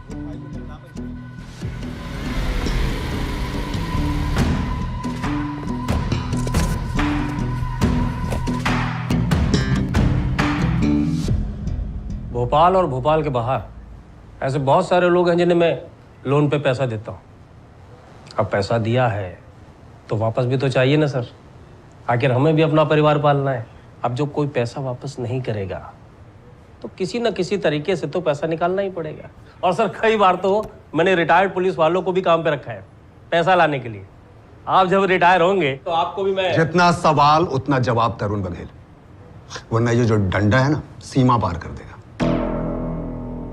महेंद्र कुशवाहा, अनीता कुशवाहा और रश्मि कुशवाहा, इन तीनों सुसाइड केसेस में तेरा नाम है। तो अगर मैं अपने पर आ गया ना तरुण बघेल, तो तुझे ऐसा घुमाऊंगा कि तू खुद गिड़गिड़ा के कन्फेस करेगा कि ये तीनों मर्डर तूने किया है। कुछ भी सर, कुछ भी बोल रहे हैं आप। चुप, और सीधा सीधा बताइए वैभव प्रसाद है कौन? वैभव प्रसाद? हाँ, वैभव प्रसाद। ये वैभव प्रसाद और ये प्राजक्ता तिवारी। सर मैं किसी वैभव प्रसाद और प्राजक्ता तिवारी किसी को नहीं जानता। जब कोई पैसा वापस नहीं करता है, ज्यादा परेशान करता है, तो पैसा वसूलने के लिए अपने आदमियों को भेजता हूँ। डरा धमका के पैसा निकाल लेता हूँ। अब किसी को हायर करना और जिसे लोन दिया है उसे प्यार मोहब्बत के चक्कर में फंसा करके ब्लैकमेल करके पैसा वसूलना, सर ना तो इतना समय मेरे पास है और ना ये सब सोचने के लिए भगवान ने मुझे दिमाग दिया है। पैसा वसूलने के लिए सर इतनी लंबी चौड़ी कहानी बुनना मेरे बस की बात नहीं सर। मैं एक व्यापारी आदमी हूँ, कोई नॉवल का राइटर नहीं।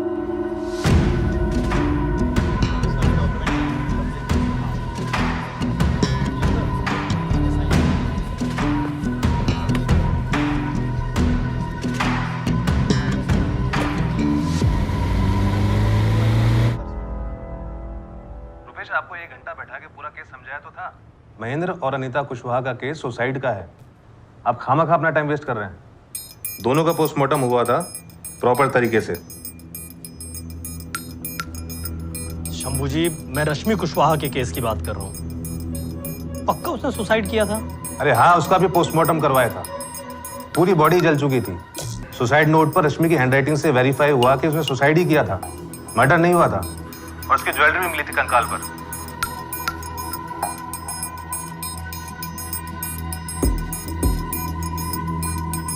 रुपेश, मध्य प्रदेश के हर अखबार में वैभव प्रसाद और प्राजक्ता तिवारी दोनों की फोटो छपवाओ, और एमपी के बाहर भी अखबार के जितने भी एडिशंस हैं उन सब में दोनों की फोटो आनी चाहिए।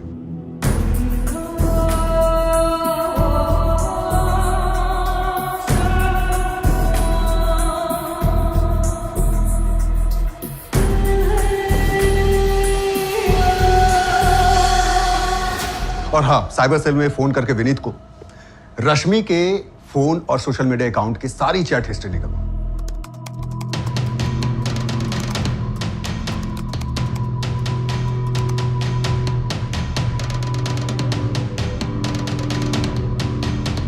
वैभव ने प्राजक्ता को उस गारमेंट स्टोर में टारगेट किया जहां प्राजक्ता काम करती थी।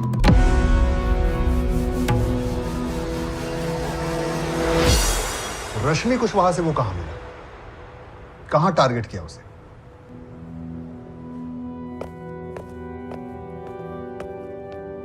सर, मैंने काफी सर्च मारा।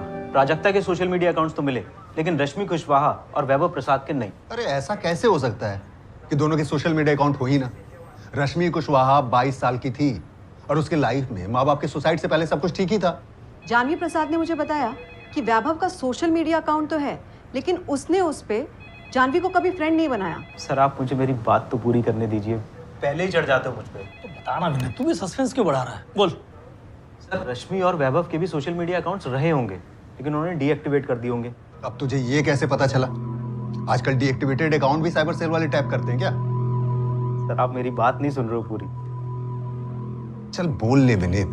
सर देखिए, आपने मुझे बताया था कि रश्मि का भाई है नीलेश और नीलेश का दोस्त है गौरव और वैभव की वाइफ है जानवी। तो सर मैंने क्या किया, जानवी, नीलेश और गौरव इन तीनों के भी सोशल मीडिया अकाउंट सर्च किए, इस थॉट से कि शायद इनके पास कोई ऐसी इंफॉर्मेशन हो जो ये आप लोगों को ना बता रहे हो। कौन क्या छुपा रहा है हमसे? सर ये तो मेरे को नहीं पता, लेकिन आपने गौरव त्रिवेदी से बात किया? गौरव नीलेश का दोस्त? हाँ सर। नहीं, क्यों? क्योंकि सर गौरव त्रिवेदी की चैट हिस्ट्री में मुझे एक चैट मिली, गौरव की चैट। रश्मि, तुम जिस रास्ते पे चल रही हो वो गलत है। वो तुम्हें सिर्फ बर्बादी की ओर ले जाएगा। मेरी जिंदगी में इसके अलावा बचा ही क्या है गौरव? रश्मि, वैभव तुम्हें बर्बाद कर देगा। वो शादीशुदा है, तुम जानती हो। क्या फर्क पड़ता है गौरव? मुझे ये तो पता है कि वो मेरे साथ खड़ा है। अगर ये सोच रही हो कि वैभव का इस्तेमाल करके तुम तरुण बघेल से बदला लोगी, उसे बर्बाद कर दोगी, तो ये तुम्हारी भूल है। तुम अपने पैर पे खुद कुल्हाड़ी मार रही हो रश्मि। रश्मि, अपना फ्यूचर बर्बाद मत करो। वैभव का इस्तेमाल करके तरुण बघेल को बर्बाद करना, आखिर ये रश्मि चाहती क्या थी? इरादा क्या था इसका? और इस बारे में ना हमें नीलेश ने कुछ बताया, ना ही गौरव ने।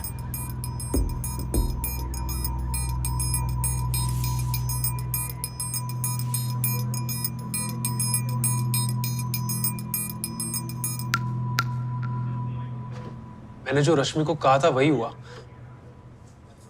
वैभव के चक्कर में उसने अपनी जान ले ली। वैभव के साथ मिलकर रश्मि कैसे बर्बाद करने वाली थी तरुण बघेल को? सर ये मैं नहीं जानता। रश्मि ने मुझे इस बारे में कभी कुछ नहीं बताया। गौरव, मुझे लगता है कि रश्मि ने सुसाइड नहीं किया, तुमने उसका मर्डर किया। नहीं सर, रश्मि ने सुसाइड ही किया है। तुम अपने पैर पर खुद कुल्हाड़ी मार रही हो रश्मि, ऐसा खुद तुमने लिखा है रश्मि के चैट। तुम रश्मि को लाइक करते थे, सही है ना? बोलो। हाँ सर, काफी टाइम से करता था। मैं रश्मि को सच में चाहता था, लेकिन उसके माँ बाबा की मौत के बाद वो अंदर से बिल्कुल टूट चुकी थी। ओम श्री पितृदेवताभ्यो नमः। ओम श्री सर्वपितृदेवताभ्यो नमः। ओम श्री विष्णवे नमः। ओम श्री विष्णवे नमः। ओम श्री विष्णवे नमः। पुष्पं सर्वयामि।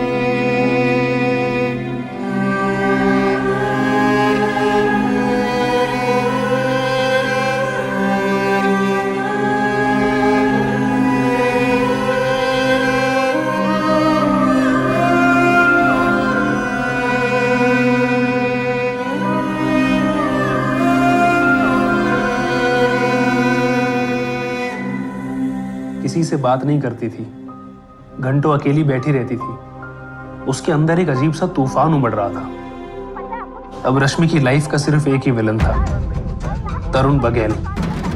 अपने माँ बाबा की मौत के लिए वो उसे सजा दिलवाना चाहती थी। अब उसकी जिंदगी का सिर्फ एक ही मकसद था, तरुण बघेल की बर्बादी। रश्मि, तरुण बघेल सिर्फ बेल पे छूटा है, इसका मतलब ये बिल्कुल नहीं कि केस बंद हो गया है। वो पुलिस को ब्राइब देगा, उसके खिलाफ चार्जशीट कभी फाइल ही नहीं होगी। तो क्या हर दिन पुलिस स्टेशन जाके चिल्लाओगी तो वो चार्जशीट फाइल कर देंगे? पापा को क्यों ऐसे सताया तरुण बघेल ने?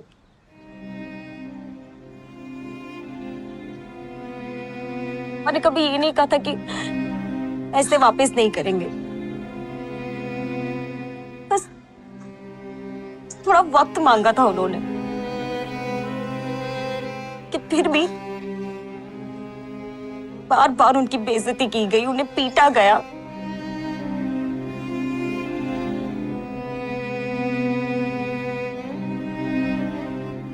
गौरव,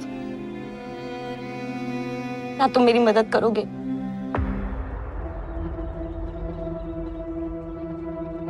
मैं रश्मि से प्यार करता था, वो भी मुझे चाहती थी। मैं उसको सदमे से बाहर निकालना चाहता था, लेकिन रश्मि वो निकलना ही नहीं चाहती थी। गौरव, अगर मुझसे सच्चा प्यार करते हो तो प्लीज मेरी हेल्प करो। क्या करना चाहती हो रश्मि? तरुण बघेल को फंसाना, जाल में फंसाना है उसे। जो हाल उसने मेरे माँ बापा का किया, उसका भी वही हाल करना है। रश्मि, प्लीज अपने अंदर से ये नेगेटिव थॉट्स निकाल दो। देखो, जो भी हुआ वो गलत था, और जो तुम सोच रही हो वो भी उतना ही गलत है। तुम्हें अपने माँ बाबा के लिए कुछ अच्छा करना है तो अपने फ्यूचर पे ध्यान दो, कॉलेज की पढ़ाई पूरी करो, अपनी जिंदगी को बेहतर बनाओ। तरुण बघेल की वजह से माँ बाबा ने सुसाइड किया। पुलिस उसका कुछ नहीं करेगी, नीलेश भैया भी कुछ नहीं करेंगे, तो क्या मैं भी चुप बैठी रहूं? नहीं, मैं नहीं छोड़ूंगी तरुण बघेल को। ये वो रश्मि नहीं थी जिसे मैं पहले जानता था, कुछ और ही बन गई थी।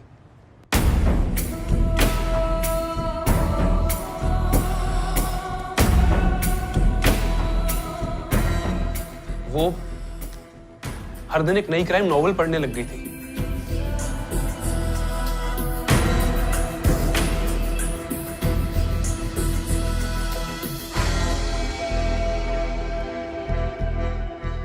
क्राइम नॉवेल्स पढ़ते पढ़ते वो हर दूसरे दिन एक नया प्लान बनाने लगी। मैं ना उसे समझ पा रहा था और ना समझा पा रहा था। सर, अब तो मुझे भी डर लगने लग गया था उससे। मैंने रश्मि को साफ साफ बोल दिया था कि मैं उसके किसी भी प्लान में उसकी हेल्प नहीं करूंगा। कोई बात नहीं गौरव, अगर तुम मेरे प्लान में मेरे साथ नहीं तो मेरी लाइफ में भी तुम्हारी कोई जगह नहीं। Good bye.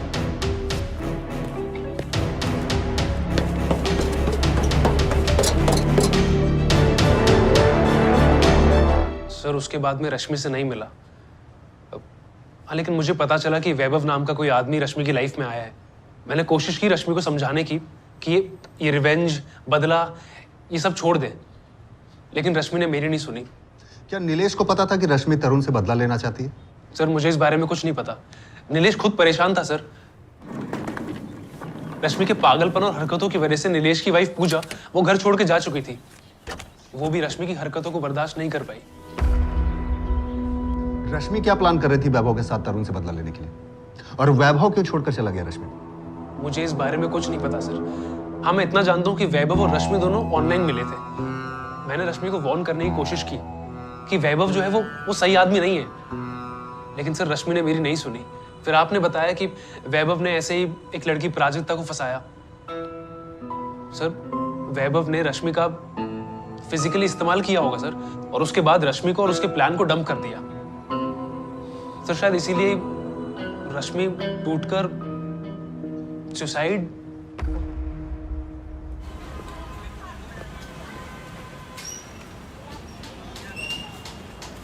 इस केस में सब के सब टूटे और बिखरे हुए हैं। सबने खुद की लाइफ की बजाई हुई है। ऐसा लग रहा है कंपटीशन चल रहा है, किसकी ज्यादा बजी हुई है। जानवी इस यूजलेस वैभव के प्यार में पड़कर अपना सब कुछ छोड़ करके भागा ही इसके साथ, और रश्मि अपने बदले की आग में लिपट गई वैभव के साथ।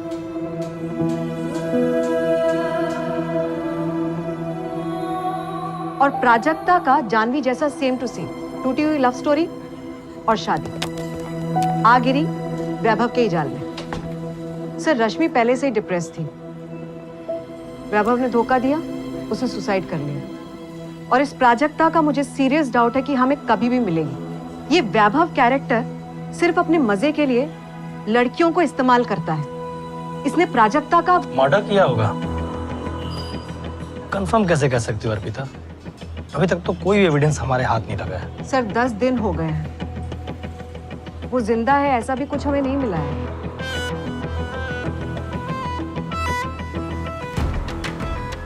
आप क्या सोच रहे हैं सर? यहाँ हम जो सोच रहे हैं वैसा कुछ नहीं। तो फिर? तरुण बघेल। ये पूरा प्लॉट क्या है ये हमें तरुण बघेल से मिलेगा। एक काम करो, 2 कांस्टेबल लगाओ तरुण बघेल के आसपास, साय की तरह 24 घंटे रहे उसके इर्द। तरुण बघेल, आपको भी लगता है कि ये सब उसका ही किया धरा है?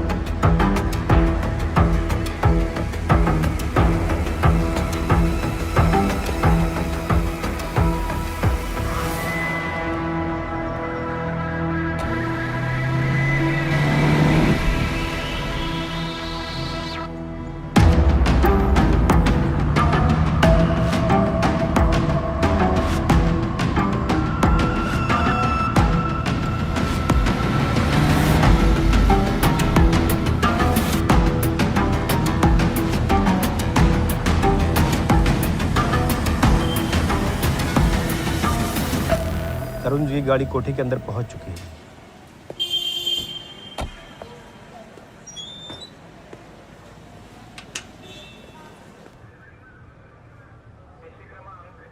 सर 3 दिन हो गए तरुण बगल पर नजर रखते हुए, अभी तक कुछ भी हाथ नहीं लगा।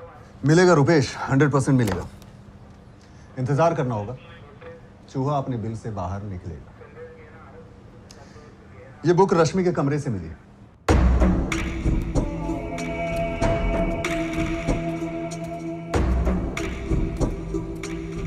सर, ये बुक रश्मि के शेल्फ से मिली। इस बुक में क्या है सर? ये पूरा का पूरा प्लॉट इस बुक से उठाया गया।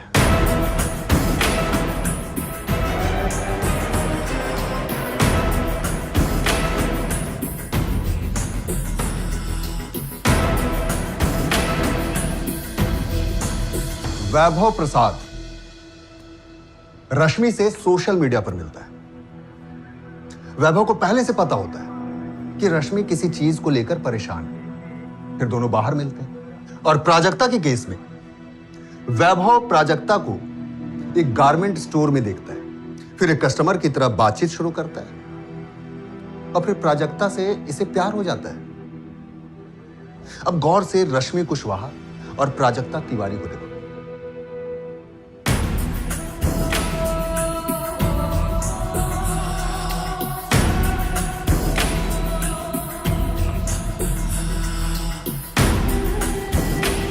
रश्मि ने सुसाइड क्यों किया? और रश्मि कुशवाहा ने अपने सुसाइड नोट में तरुण बघेल के साथ साथ वैभव प्रसाद का नाम क्यों मेंशन किया? You know what, 100% Prajakta Tiwari को टारगेट किया गया है।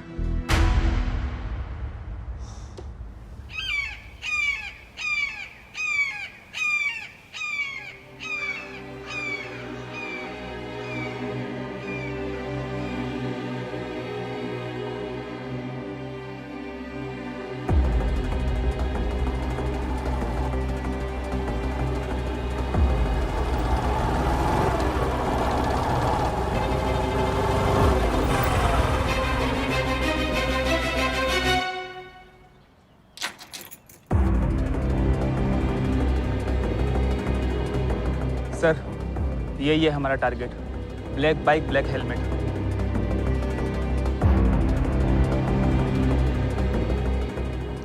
जयदीप।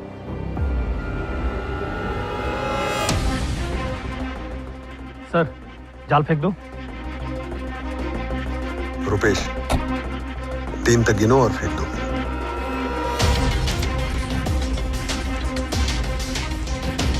ये सचमुच मुझे मारने आया? नहीं, पैसे उधार मांगने हैं। पीछे रहे वरना गोली लगेगी।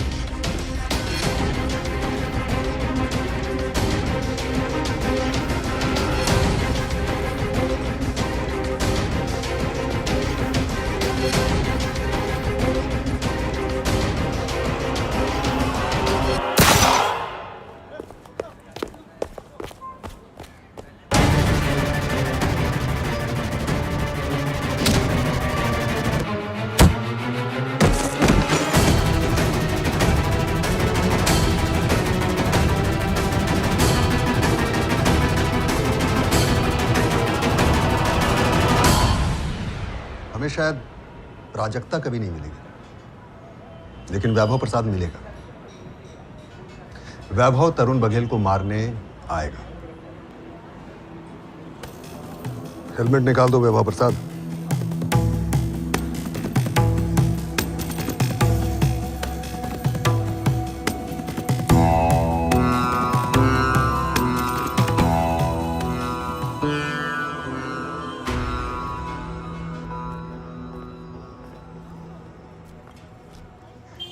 हाय।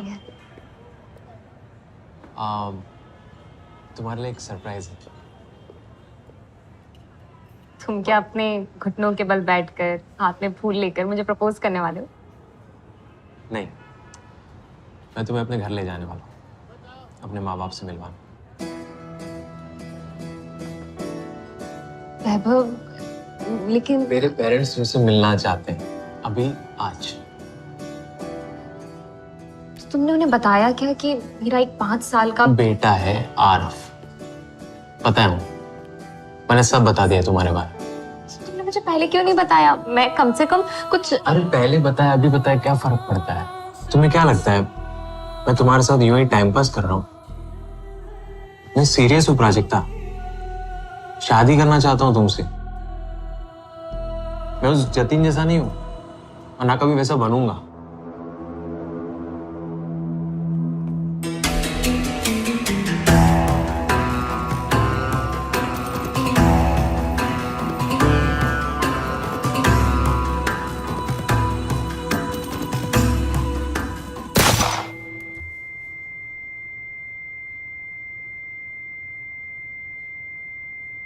अगली गोली सीधा तेरे दाएं पैर में घुसेगी, उससे अगली तेरे बाएं पैर में। अब जल्दी बोल, कहां है वो? सर वो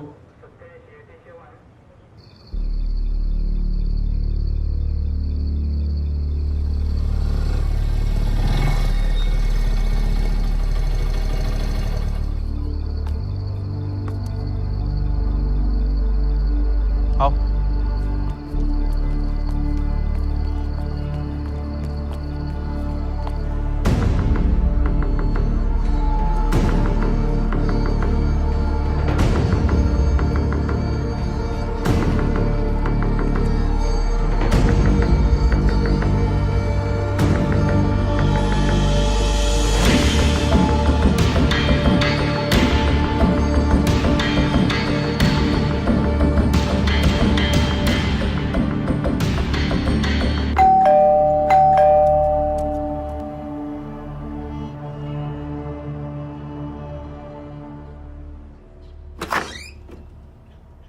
मार दिया उस हरामी को।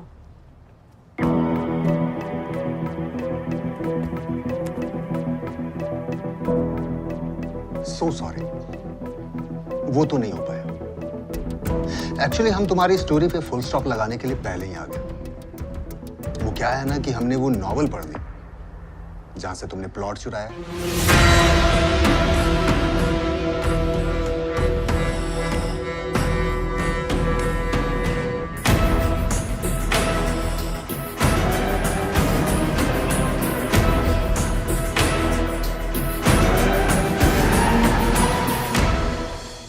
लगभग तुम्हारा ही हाइट की है।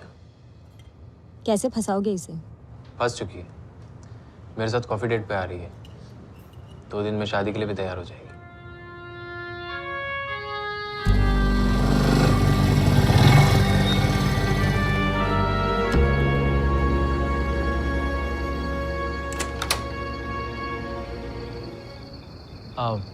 ये मेरी छोटी बहन रश्मि है।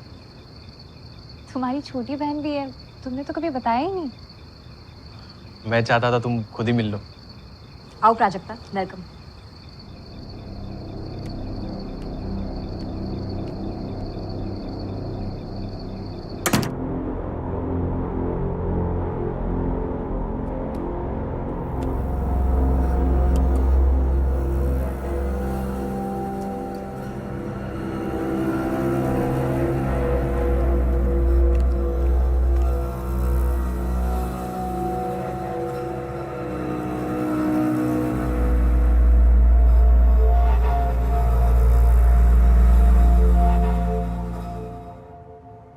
तुम्हारे पेरेंट्स नहीं दिख रहे हैं।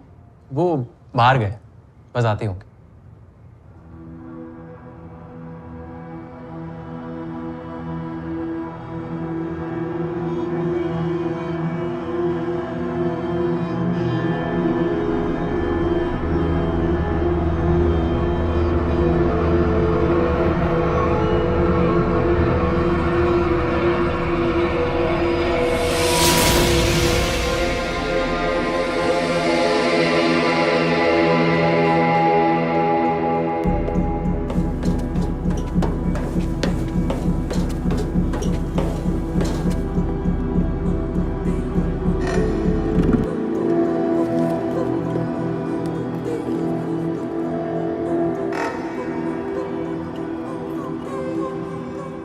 इतना काफी है?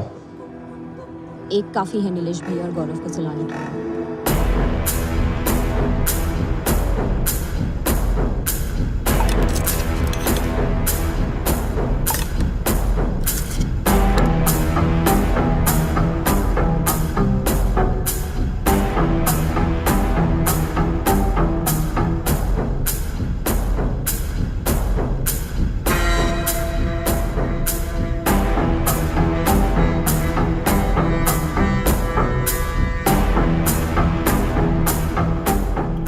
आधा प्राजक्ता के लिए।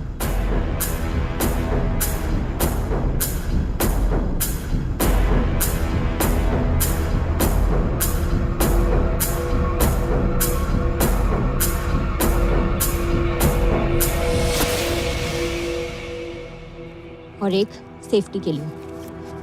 हमारा भाई और उसके दोस्त डिनर करने कितने बजे आने वाले हैं? 8 बजे तक आनी चाहिए। तुम टेंशन मत लो, मैं सब संभाल लूंगी। 9 बजे तक वो सो चुके होंगे। तुम प्राजक्ता को तब तक ले आना।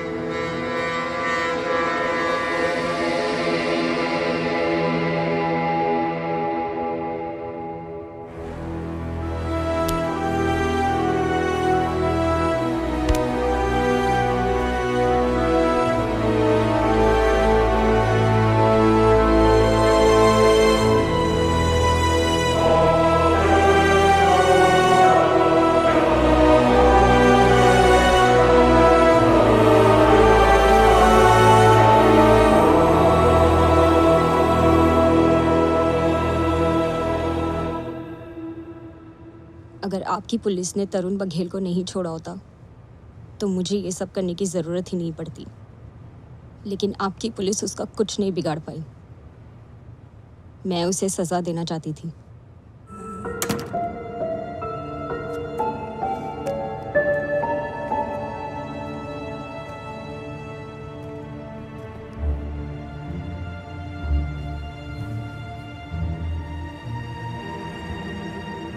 रश्मि, मैं प्यार करता हूँ तुमसे।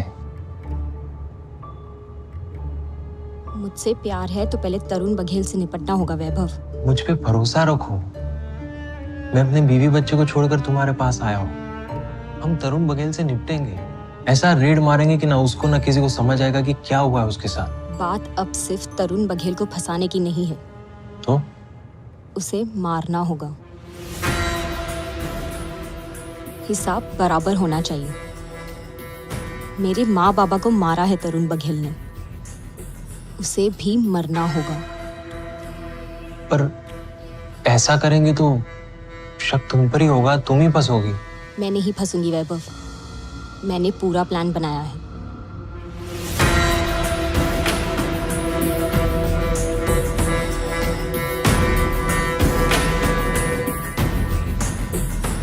मेरी तो डेथ हो चुकी होगी, उसके बाद तरुण को मारना है। ये कैसा प्लान? किसी और को मारना होगा मेरी जगह, किसी और लड़की को, ताकि पुलिस रिकॉर्ड्स में मैं जिंदा ही ना रहूं।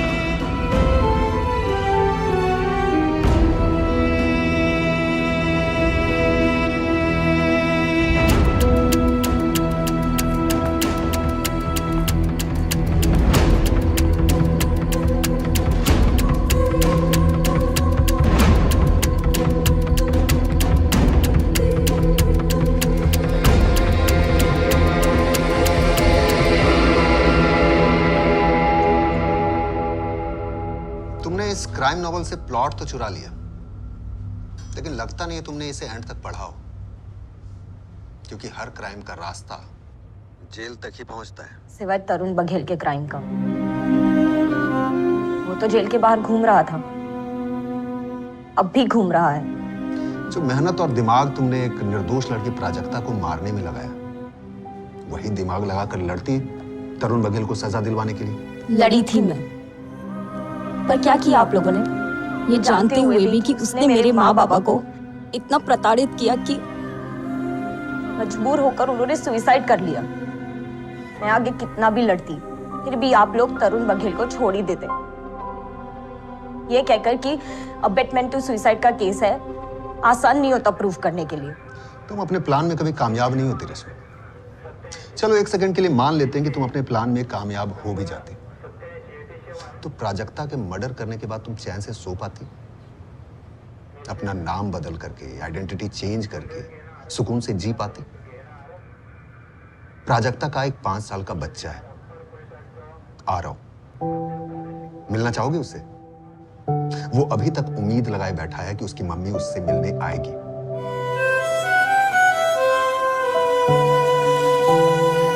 और तू साला हरामी, अपनी वाइफ जानवी की लाइफ बर्बाद की, प्राजक्ता का मर्डर किया, और तू इस रश्मि के साथ तरुण बघेल को मारकर अपनी नई लाइफ शुरू करना चाहता था। अबे गधे, ये तुझे भी बलि का बकरा बनाने वाली थी। इसने तेरा नाम सुसाइड नोट में मेंशन किया था। तरुण बघेल को तू जैसे ही मारता, ये तुझे भी पवेलियन भेजने वाली थी। नहीं, आप झूठ बोल रहे हैं रश्मि। अरे पढ़ तो लेता ये नॉवेल जहां से इसने प्लॉट चुराया है।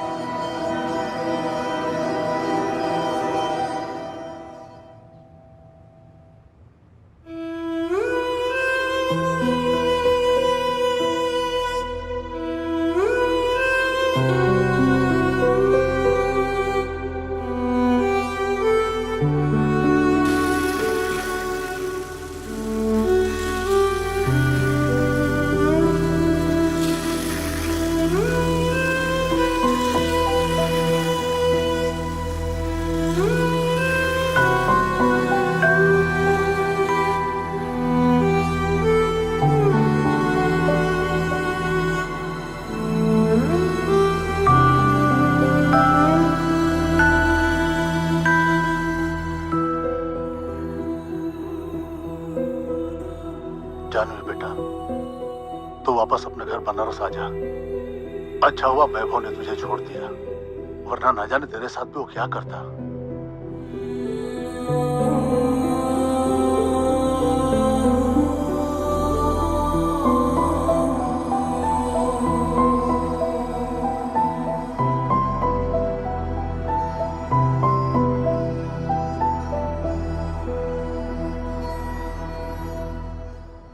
आपका शुक्रिया अदा कैसे करूं साहब, जान बचाई है आपने। ये शुक्रिया अपनी जेब में रखता तरुण बघेल। इसे मेरी पहली और आखिरी वार्निंग समझना। तुमने अगर पैसे लेने के लिए अगर किसी के साथ मारपीट की या उसे धमकाया, तो अगला मर्डर केस मेरे टेबल पर तेरा होगा।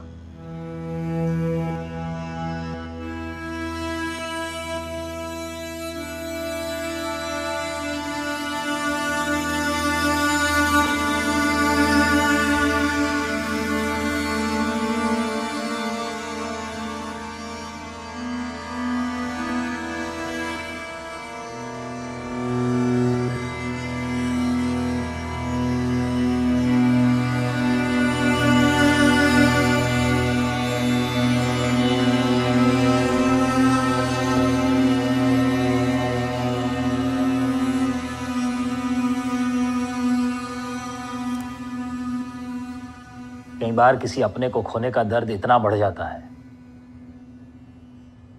कि हमें अंदर से झंझोड़ कर रख देता है, क्योंकि हमें क्लोजर नहीं मिल पाता, खासकर तब जब उसके साथ ऐसी कोई अननेचुरल घटना हुई और जिसमें उसकी जान गई। और ऐसे में अगर हमें क्लोजर चाहिए तो जैसे को तैसा, एन आई फॉर एन आई, ये उसका आंसर कभी नहीं हो सकता।